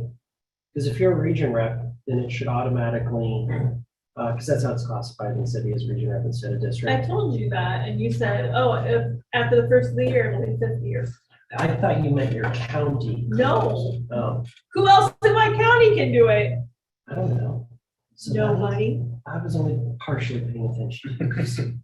That's Also a better different than. Yeah. area, a different way to send the email to do more than. Yeah, there's also 2 things. There's sending, there's the email that only goes to 25, and right above it is send mail, city send mail. City send mail is only available to certain roles, and the send mail will go to everybody. You only have to send 1 email. It goes to all the contacts you select.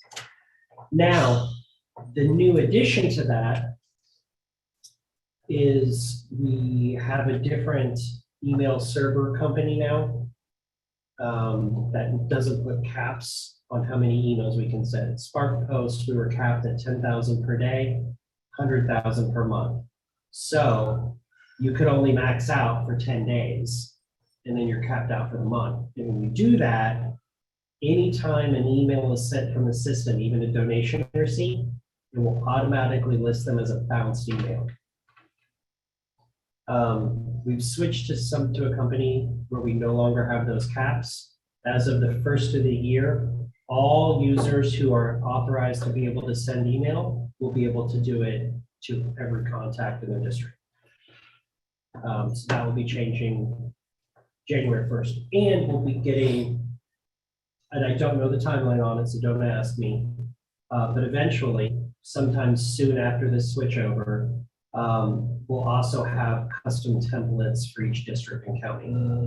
So the top banner will say LPIN.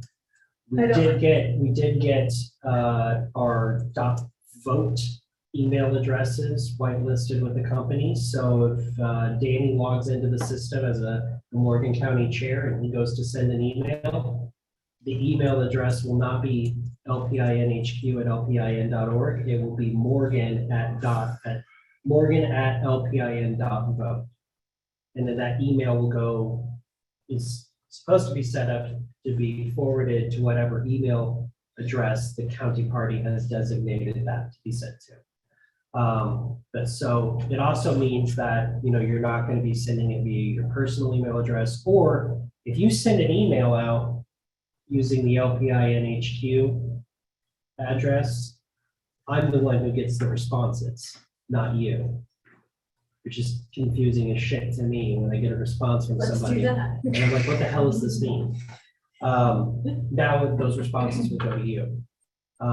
So those are all the new benefits that are coming on board. I talked about having, actually, I don't think I did it during this meeting. I think it was before the meeting.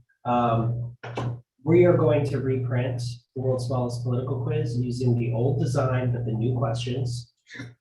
We're going to print, and there were requests, and we have a couple of members who are willing to help pay for it, to have the old poster design with the new questions printed. So that we can avoid the dark new branding that the advocates have done, but still be able to use the quiz and use the updated questions. Years ago, some of the older folks in here may remember, when we had this done, we had ones that we printed ourselves that had the quiz and the questions on one side, a little bit about us up on the top, and then at the bottom, it had a place for the person to fill out their contact information. What we would do is, you would take the quiz, put your sticker up on the board, fill out the information, fold it in half, and drop it in a fishbowl for a raffle at the county convention or whatever event. If you do that, or if you have some other mechanism for recording people's scores and their contact info, we now have the ability to log that in the CRM, and it's searchable. So if you want to contact people in your county or your district who scored a 70 in economic or an 80 in personal, or any combination thereof, or exclude people who scored under a certain amount on any topic, you can do that. So if you know somebody is more of a social libertarian, they scored higher in that quadrant, you want to email them about those issues. You don't want to be emailing them about the economic issues if they scored a 20 in economic, right? So that's a new thing that we'll be able to do, and I'm working on redesigning this so that we can get them printed and enrolled. And then those would be available to The counties. Yeah. Yes, Mr. Engel. Christie is a regional rep for LP Indiana region. So I must just not be doing I think you might be. Civi sent mail, I'll have to look for that. Okay, just when you get a chance, maybe today we'll log in and take a look. And Today, when am I gonna do it today? between this meeting and the. I thought we couldn't do it on. I got a big computer right there. I don't It's got know. a small I computer. don't know what my password is, it's some random string. I don't know the password either, because it was something crazy. too. Exactly. It's just saved. You in my don't remember, laptop. you didn't memorize the 32 random characters? You specifically told me I didn't need to memorize it because it's You don't gonna have a change. password manager on your computer, on your phone. Yeah, actually, do you? That makes my phone go. Do you, oh, okay. When you sent that thing out and it said something about that Google Authenticator, I'm like, oh, I never did that. Oh, well. I have a question. Sure. Is there a way that you could give the district reps information on who has or has not been CRM trained, so we can nag them, or do you not want to mess with it? Yes, we will create a list of. Okay, Chuck. It's false to you. Well, I knew what we meant. He's learning. Chuck's a quick study, I'll tell you what. Let's put together, Chuck, can you put together a list of all of the current county officers, district reps, and directors in Civi for the state of Indiana? Put that in a database or a spreadsheet, and then go through and see, log who has completed the CRM training and has access and who has not. And let's put that on a Google Doc. That's The directors, state party officers, county party officers, and district reps. And then put that up as a Google Doc and share it with all the district reps and me. So all officers and designees. The designees, you will have to tell us, the county will have to tell us that they're like Morgan County has a couple people. Marion County Okay. has a couple people, like their communications director, which So the not training all. has access. But I'm not assuming that. So I don't know what directors and officers you guys have, and I'm not gonna chase them down like that. But if the county has somebody, if the county chair sends an email to Chuck and says, hey, Chuck, we have a volunteer coordinator for Vigo County. We'd like for them to get CRM training, then we can do it. And I'll just add it to that list so that we Yeah. know. Yeah, Thank you. yep. That would actually make it easier for me to track who's who.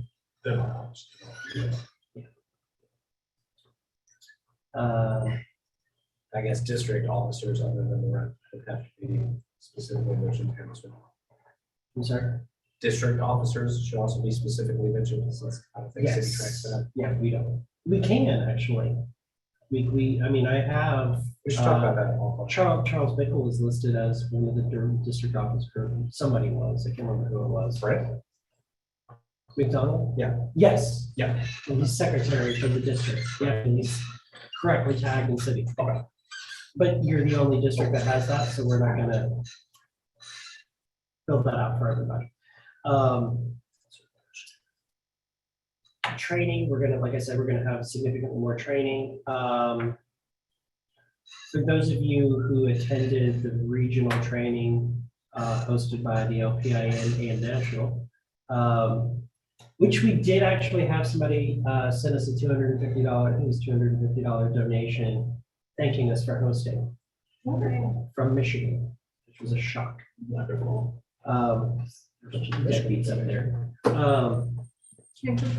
Well, I guess it's. We're just broke from How many afford attended Larissa's communications training? She is willing to do that for us again via Zoom.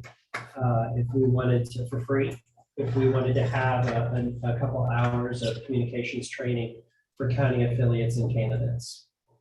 So we're gonna put that together. I don't know what's a good day and time, but she prefers a weekday evening. What? What? They were. Yeah, they were. They might not have been listening though.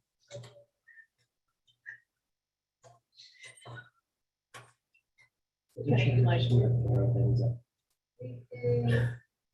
We should add.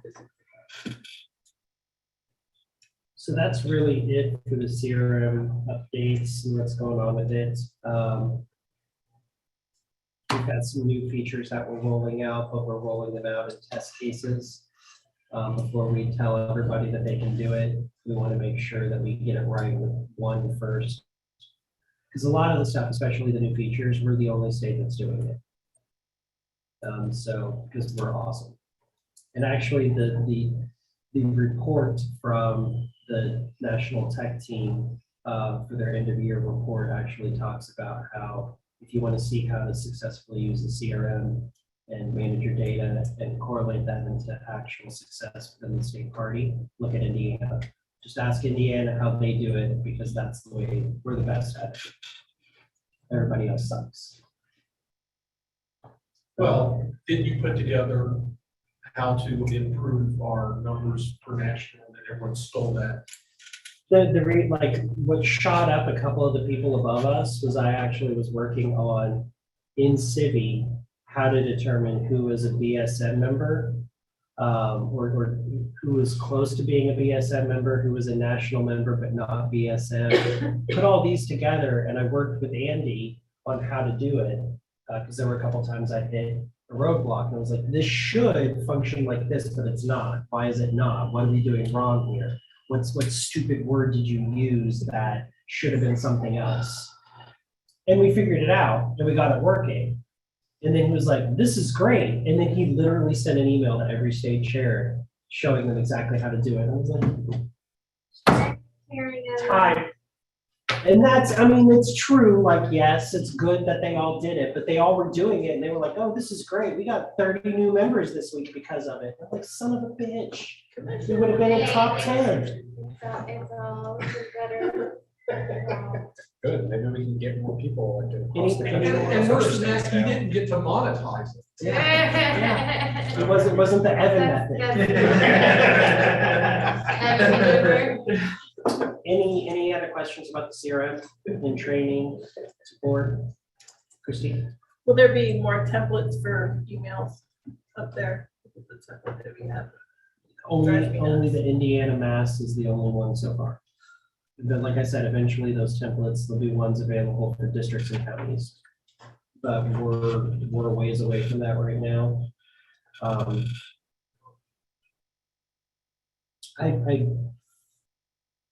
don't quote me, but I feel like before the end of January, they'll have all the templates created. It also, if you have a logo for your county or your district, that is also helpful to have that ahead of time. That would be helpful if you send it to me too. I could put it on the media page. Yeah. Oh my gosh, I just looked at the LPIN for the first time. Why did Karen and Harlow freaking put a stupid picture from just some random news thing for me on my LPIN? That was probably me. No, it was her. Is that a chocolate picture? I was like, Yeah, "You don't even send a know." picture Oh, of no, I chocolate already picture. took care of it. I found somebody who can handle it like ASAP because it was terrible. Should see what they put on my page before it was fixed. I'm like, why even put anything if you're gonna put that picture and like that's all you know about me?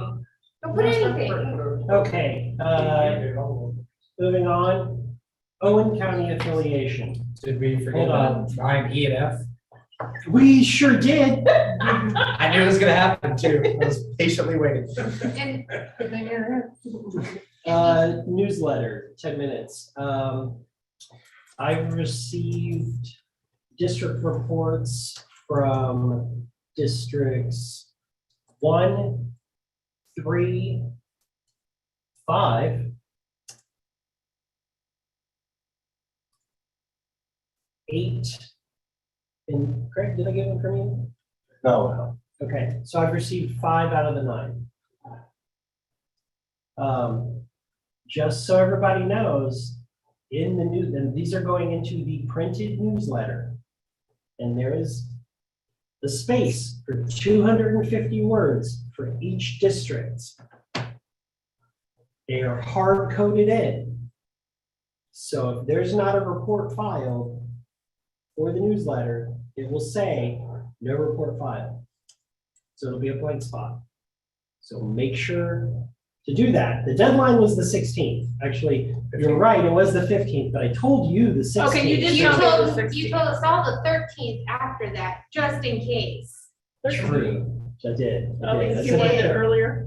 I remember you said 15th because that's what we were. Regardless, it's the 18th now. It's the 22nd. So it said, If it is not, if it is not received by 10 a.m. on the 22nd, it will have your name and your photo next to it and your title, and it will say, no report filed.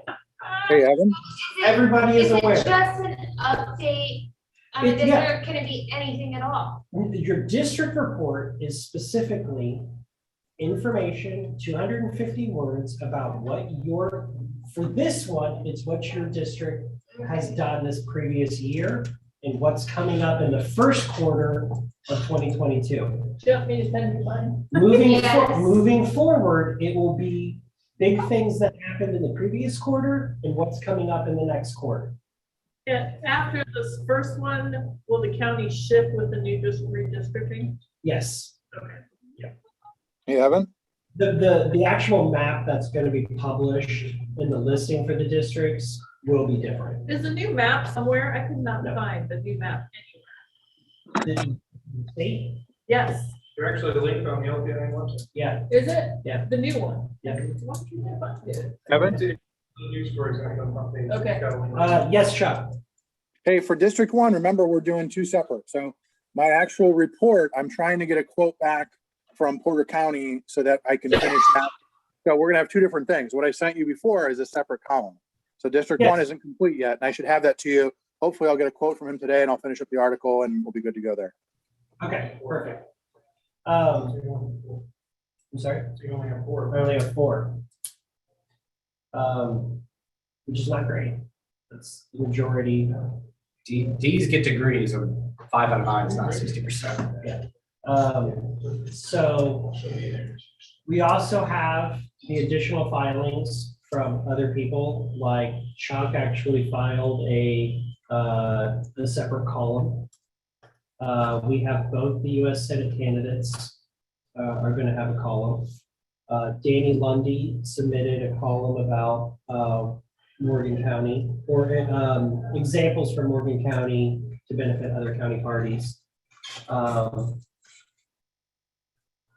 Other members in your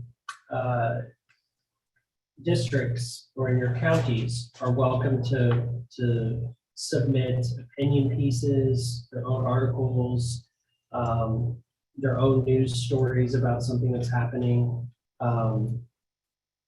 Those are completely acceptable. We're happy to have those. If you as a district rep have a volunteer that you think should earn the volunteer spotlight box, let me know why, get a picture of them, and submit 100 words on why. Doesn't mean they're the one that's going to be selected, but that means that they're in running for it. Does that make sense? The green box is for your political director. Where do you find the part? Do we have a political director? I was just wondering if If that's. I felt like it wasn't going to be an empty space, yes. Or that it would be something that I was going to Is have he to write. saying that he would submit something? Is that what you're saying? If there is an empty box to fill, I. That's all. We have, We're just well, we laughing have about an yours. empty seat. If you Ev- submit, everybody can submit submit something, if I have space for it, I will find a way to put it in. If we don't have space for it, then we'll reserve it for the next time unless it's time sensitive. Does that make sense? Don't worry like, hey, am I overloading them with content? That's not a problem. We might not use it. We might use it the next time. Might use it somewhere else. Yeah. Content is important. So, And no content is too small, as we saw with the treasurer's situation. I think that might have been too small. I mean, what we don't use in the newsletter, we can always go on the LPIN Facebook page or in the website, in the website, yeah. Or the other newsletter that's coming. the 1994 Society newsletter, that's different. That's already written and that doesn't get content from members in it. That's written strictly by the state party. Okay, any questions about the newsletter? That's true. I mean, they ask me all the time. Yeah. And there've been times I've said, you know, we're all about promoting the LPIN, but Jesus, we've had something in everything you guys have published this year. Maybe let's skip one. As a matter of fact, didn't make the front page. Yeah, Burger kind of nice right there. Is that the torch? You'll see the LC News. That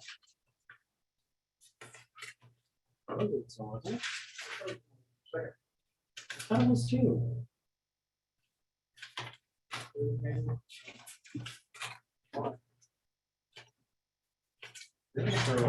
Oh, life, liberty, and property rights. Our very own Elizabeth wrote this and I submitted it on her behalf.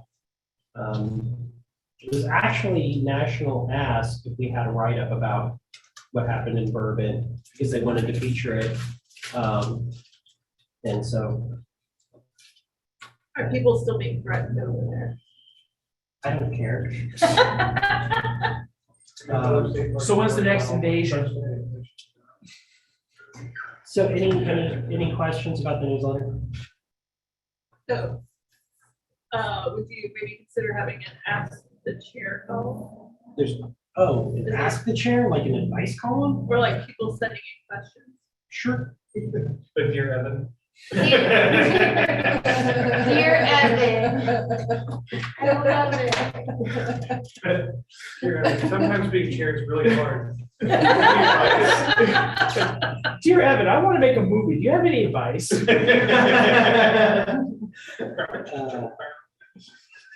Yeah, sure. That's fine. Put up a post on Facebook asking for questions.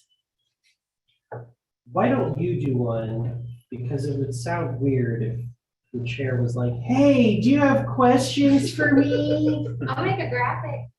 Okay, go for it. You two team up. I think a lot more people would write to a Dear Christie than they would a Dear Evan. Can I really make it a Dear Evan?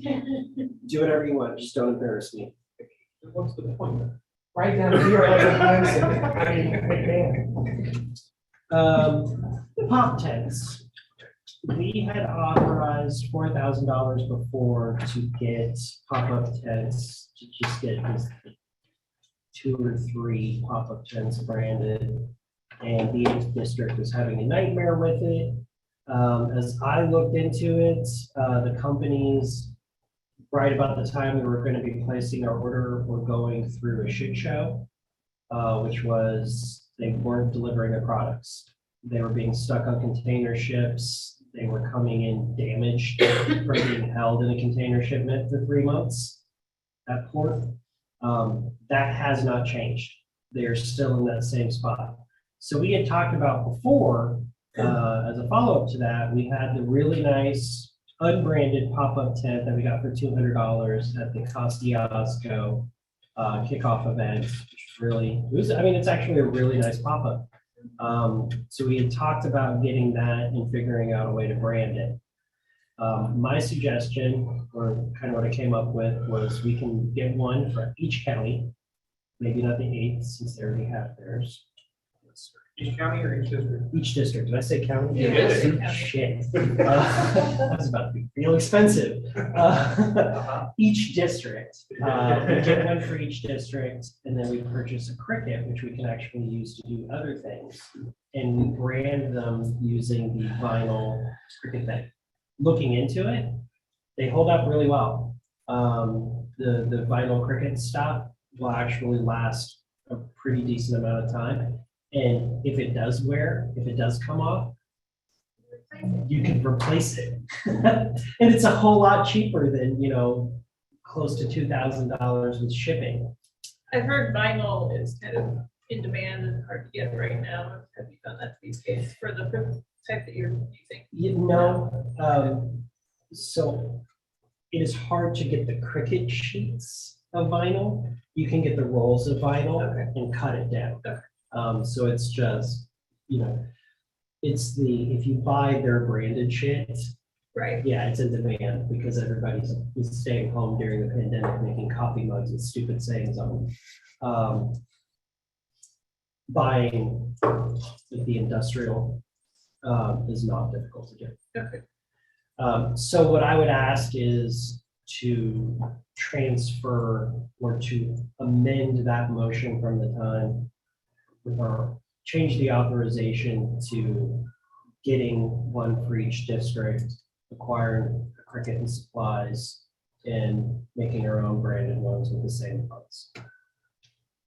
How much does the cricket cost? I don't know.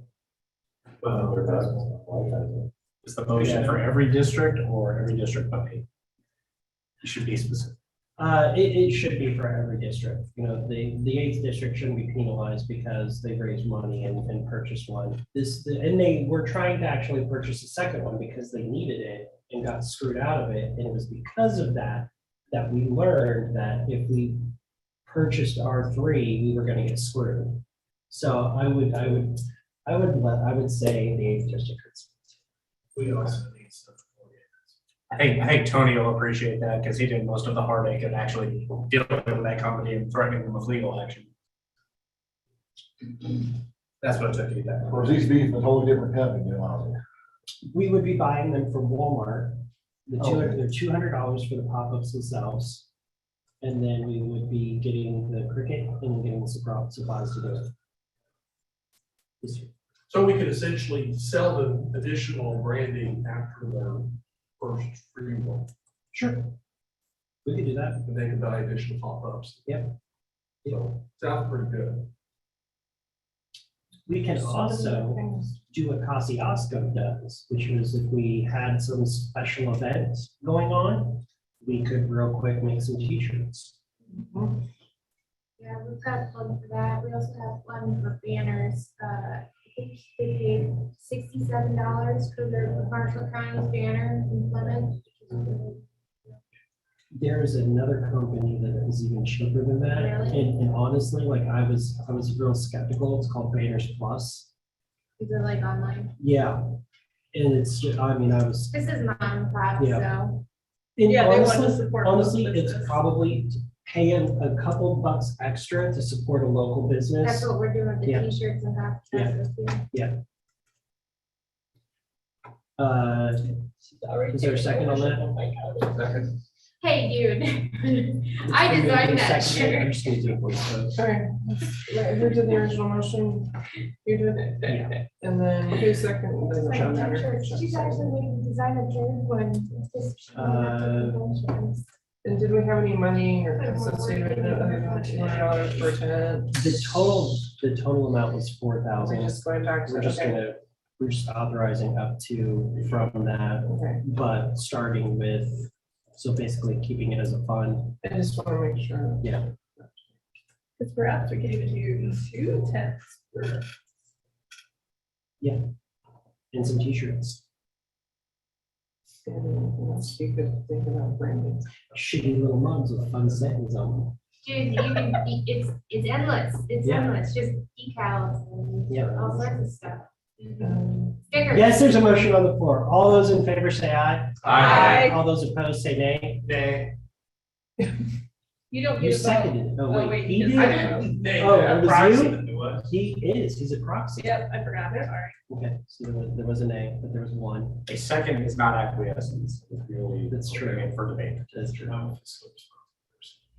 The money was already out. It was already- The money was already allocated. It doesn't matter, it already passed. It moved on to his house. Less money, probably. Yeah, I made my choice.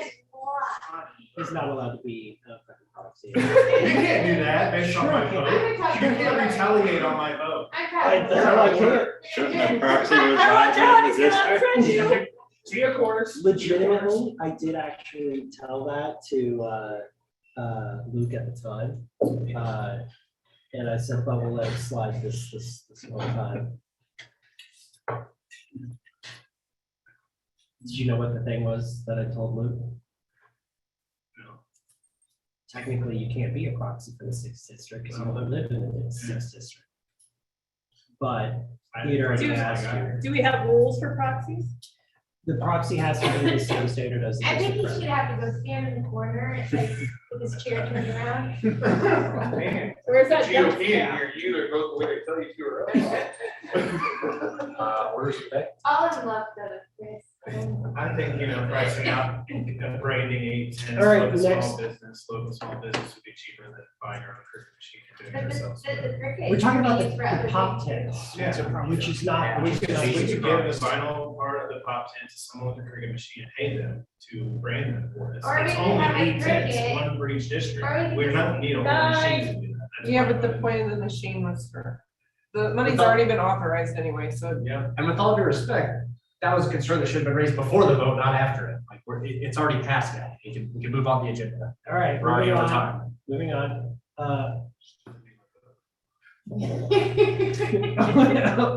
I don't. No one's really angry with you. Yeah. Owen County affiliation. We received all of the information, the stamp CFA 3, the opening bank balance, the bylaws, the agenda from the meeting, the petition to the affiliation request. Everything was received from Owen County. So I would accept a motion to, Mr. Solomon, would you like to speak on it? I was expecting to. My name was on that. Yeah, so Owen County held their affiliated convention on the 9th of December. Went smooth, elected new officers, they're ready to hit the ground running. They've been hitting the ground running before affiliation even. So I worked with them, made sure all the paperwork was good. And to give credit to the election division, they physically mailed in their CFA 3 on Monday and got it stamped yesterday. So good on them. So yeah, all the paperwork's good. They're still looking for a bank account, but they're just bank shopping, making sure they don't get hit with fees or anything. So yeah, I would ask this board for its approvals with them. I would accept that as a motion. Yes. Is it seconded? Second. Seconded by Mr. Holt. Well, There was. I Yeah. posted it in the minutes. how did I catch this? So you didn't? I didn't know my name was on there. You should have been around when it was Cuck Poland was his name was on Well, there. I'm really missing Mitchell Holiday too. I wish he was here. It's always said that. That's it. Yeah, I don't know why. On this, it's like. I think Mitchell's never better. corrected on the agenda. Man, whoever writes these agendas should probably contribute. All those in favor say aye. Aye. All those opposed say nay. Now he doesn't say nay. Congratulations to the Owen County, Libertarian Party of Owen County. They are now official. Let's get that.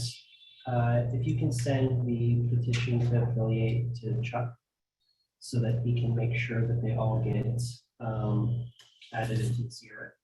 Yeah, full time law. They do not have a vice chair. But I will say all their active members will likely be the state convention. And Rachel Combs running for Owen County Council District 4, I believe. Give her money. I'm gonna make her ask everybody, but get ready for her. She's a good shit. Be sure to talk to them about getting hooked up with serial trail. Yep. He already has the email. I think he's actually no. Dustin's the one that told me that it got rescheduled before we did. Yeah. So yeah, they're ready. Okay.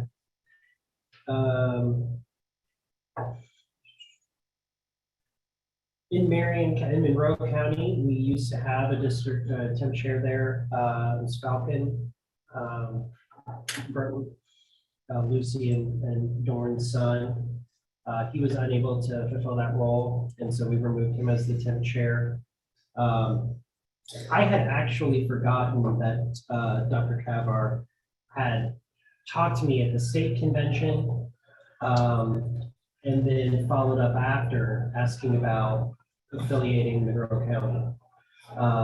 And then when it was the same time that Falcon had stepped forward. I had forgotten about it when Falcon disappeared. And then Mr. Hirsch asked if the current county chair from a different county could be named the temporary chair of the county. And I said, no. Because he asked me. And so I said, you know what? I'm going to send out an email, blanket email to all of Monroe County, see if we get any feedback. And maybe if Dr. Kavar decides to, he would step up. And that email produced within 10 minutes 2 people. Dr. Kavar and then Paul Studier, who has been a lifetime member of the Libertarian Party since May of 1980. Said, hey, I'm really excited to see that there could be activity in Monroe County. I'm happy to help in any way that I can. So Dr. Kavar, who is a professor at Indiana University, has stepped forward and asked to be appointed temporary chair so that he can help organize the Libertarian Party of Monroe County. That's her role. Do you know? You want to look it up real quick? No, It's not that important. I was just wondering if you knew off the top of your head. Definitely not worth holding up the whole agenda. Associate professor of linguistics. Cool. Linguistics. That's talking.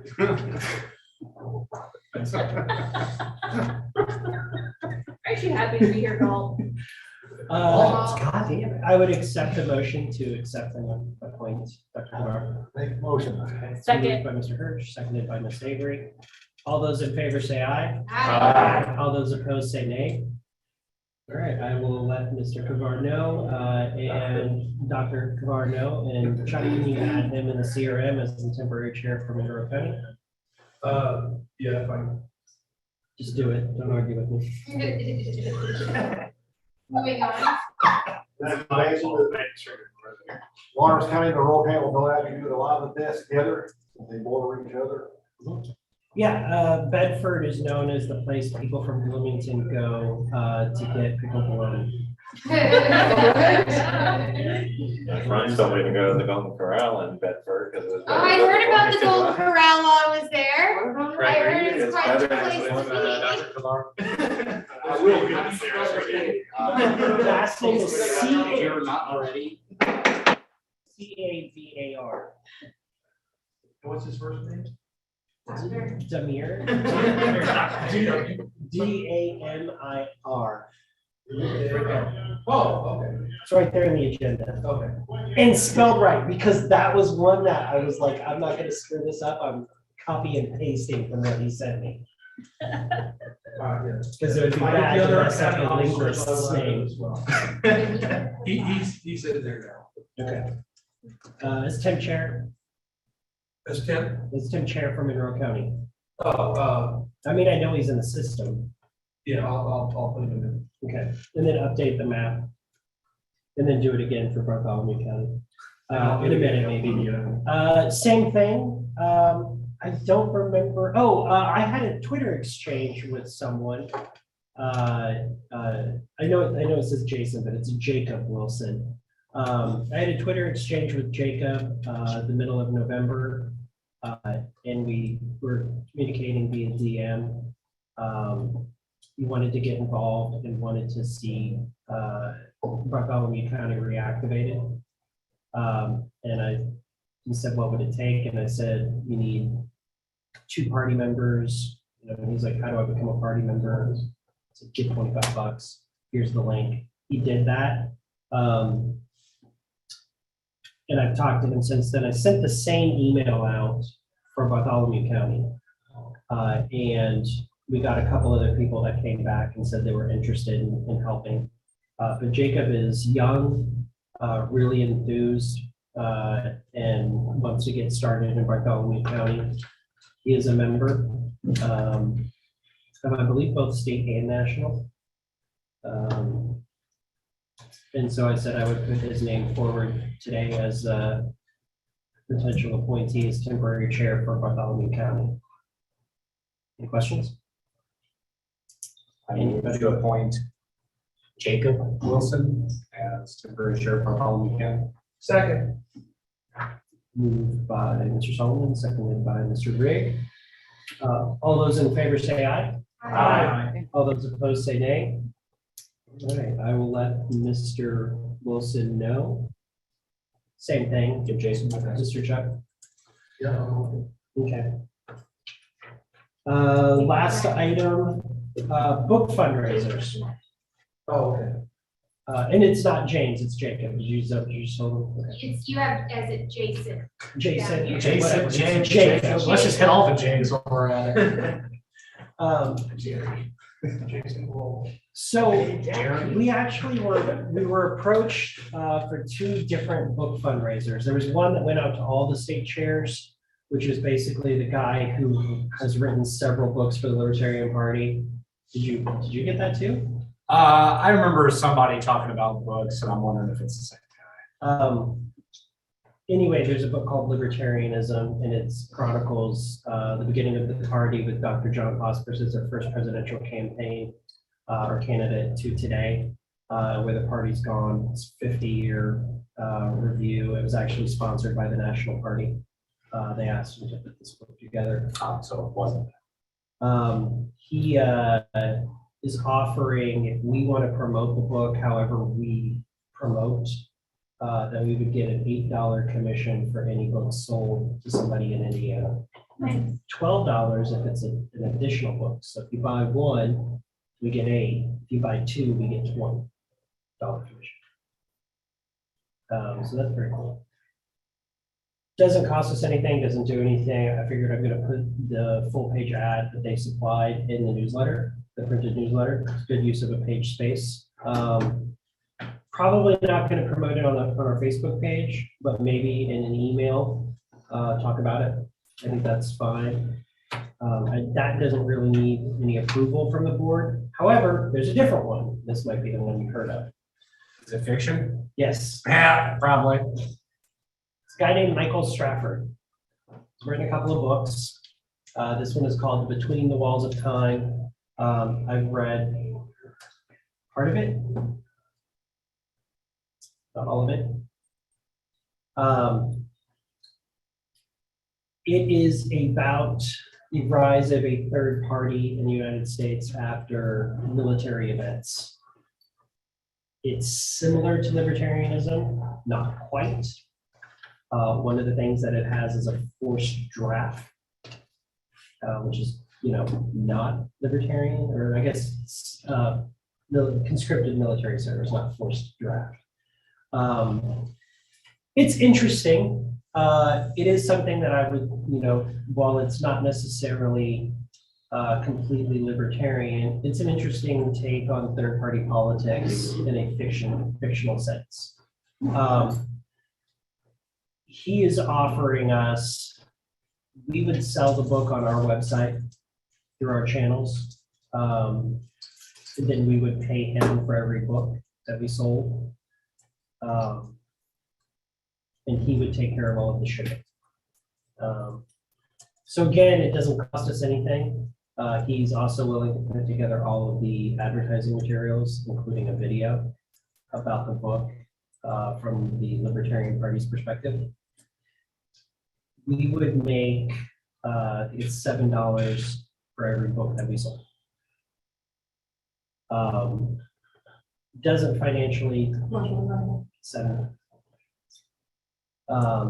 It doesn't, we're not bound to anything, like we don't have to buy the books. There's nothing like that.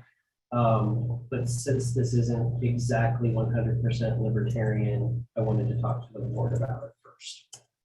The other one, I feel like I can do that kind of marketing and promotion without approval. This one, I feel like needs some discussion. I don't think it. I haven't read it either. Has anybody read it? I think so. Evan's gotten part of it, so he's the leading expert on the book.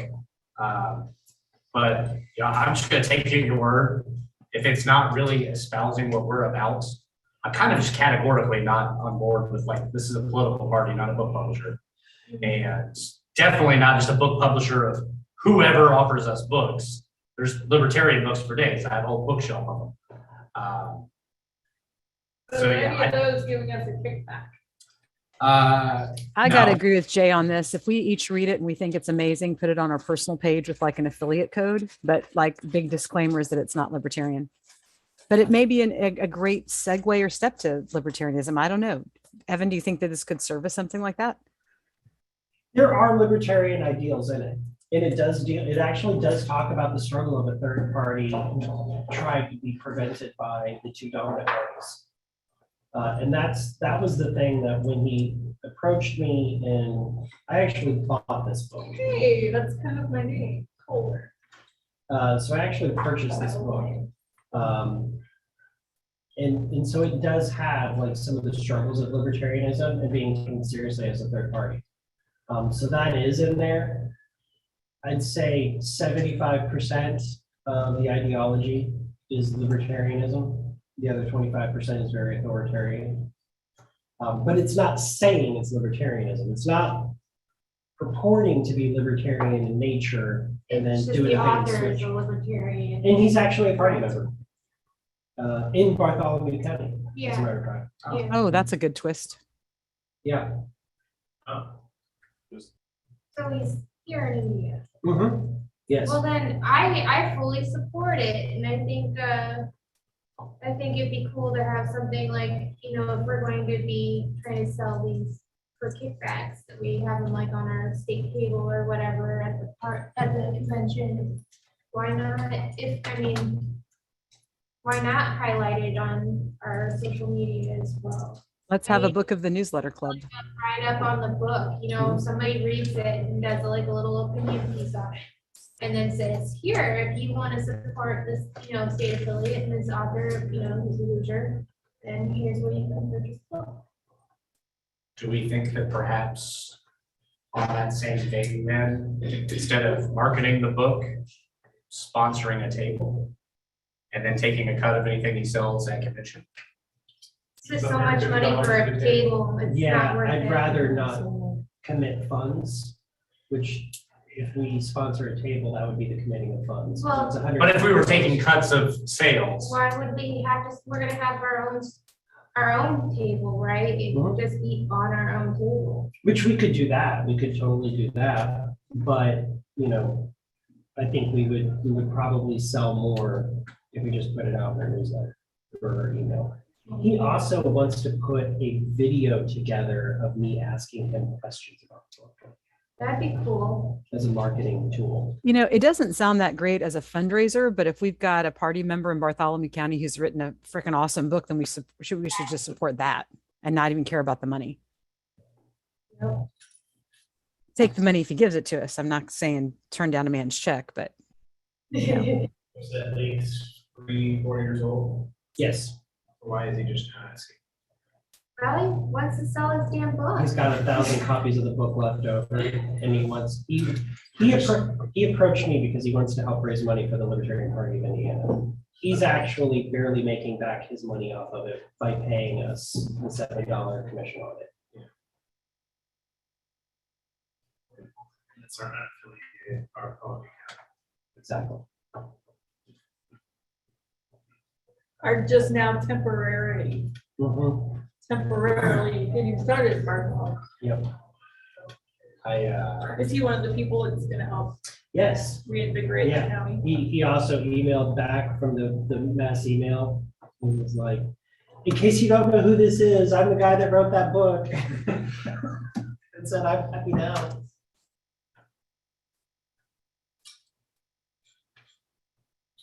So what do you guys? we think? have another page in the newsletter or a half page in the newsletter we could put this in.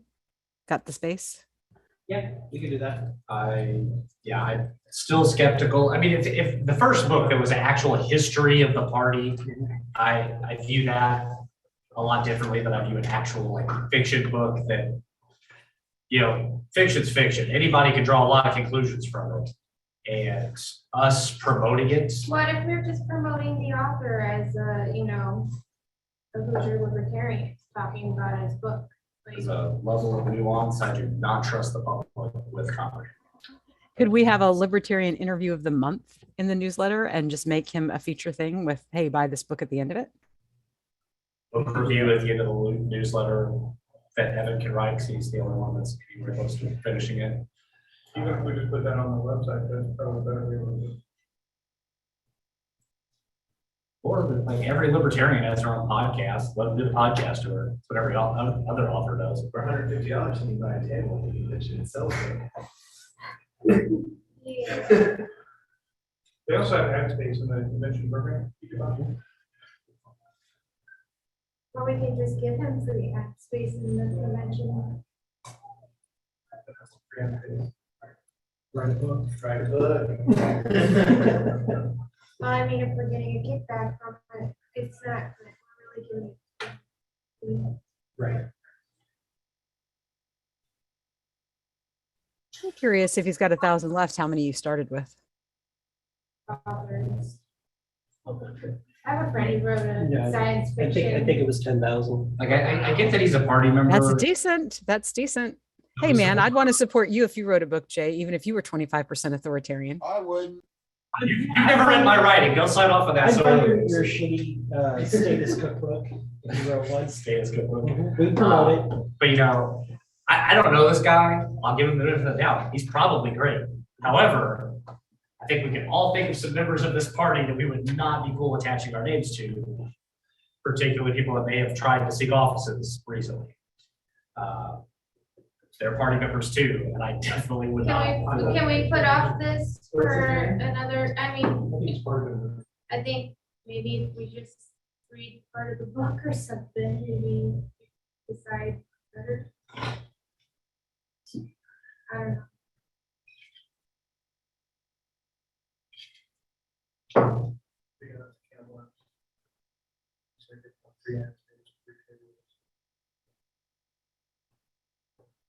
Yeah, I mean, I was just gonna send out an email, and the interesting thing was for him was we were gonna sell the book on our website. And then pay him everything minus our commission, credit card processing fees, and then he's gonna ship it out. Which costs us nothing. Right, which means we don't have to dick with me finding a place to store 100 or 1,000 books and then dealing with stamps.com to try to get a refund on the postage so that we can ship the thing out. Which is different than if we were offering free stuff. Right, We're not. yeah. I'm just saying, if we're trying to make money off of this, then we should actually try to sell it. What section would we put it on our website? We would just have a page set up for it. How much we talking? Well, I mean, Like we sold all. If we sold $6,000, $1,000. $7,000. Significant enough. Yeah, If we could sell all 1,000 of them. yeah. I feel like it's a big if though, because like as Mr. Galt pointed out, it's been out for a few years and he just still has a giant stack of them. And how much is he, Well, but I've never seen it before, so I might now be interested in it. how much is he selling it for? Yeah, 17. What if we did this as a voluntary sign up? If somebody wants to help raise money for the party and they, are good with the books, like actually promoting it in their own manner. Like, within LP, I don't know. Like, I'll read the dang book, and if I like it, I'll sell it just to make money for the party. There's nothing stopping any individual Yeah. from doing that. This is just as a function of the state party. Right, right, Hell, I might like the book and say personally to everybody that I know, hey, go buy the book. yeah. I'm not committing myself to reading it. I'm on a long list before that. Shouldn't be this hard. Do an interview, put an ad in the newsletter, and be done with it.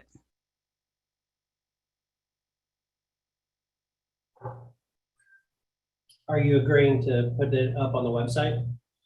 Well, yeah, we've got an LPIN store. Why not do that and just say, something about featured because, he's a party member. Okay.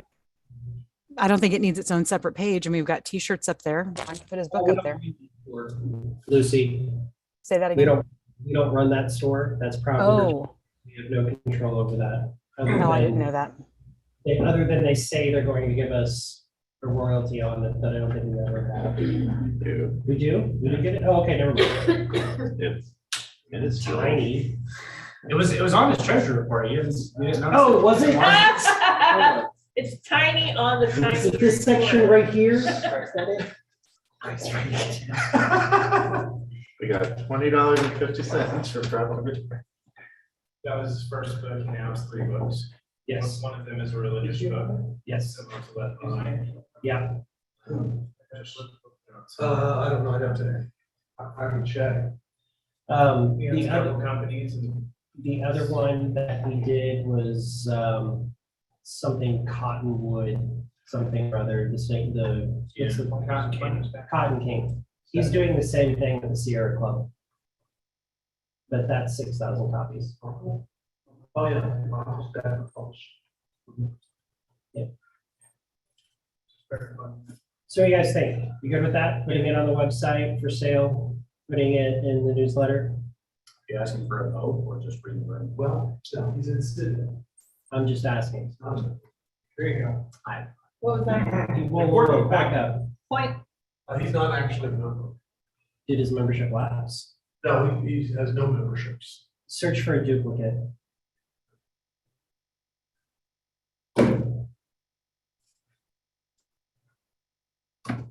Because I know he's a national member.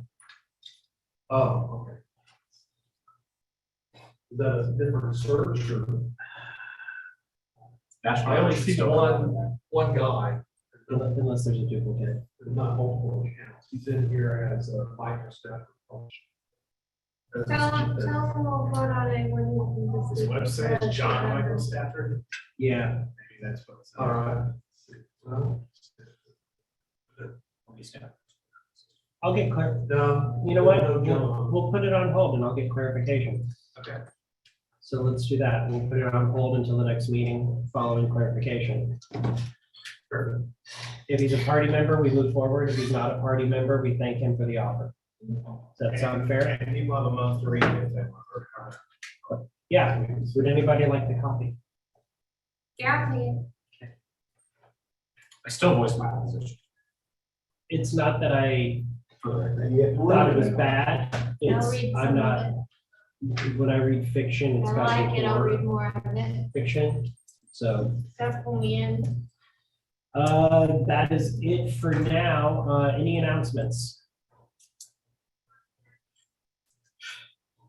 No announcements for anyone? Yes. Please sign the banner for the Spangle couple if you would like. Okay. Make a smart eye on it, like all good. I could do. Like that person. No. at the end of the page. Oh, actually, executive session, just for a few minutes. If you're not a board member, please.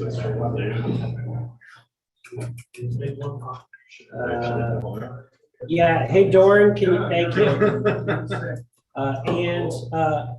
I'm just going to say this, everybody, those were the end of the announcements. If you're watching the recording or watching online, we're moving into executive session. We will not be returning. When we finish the executive session, that will be an adjournment. So thank you for attending or watching the recording.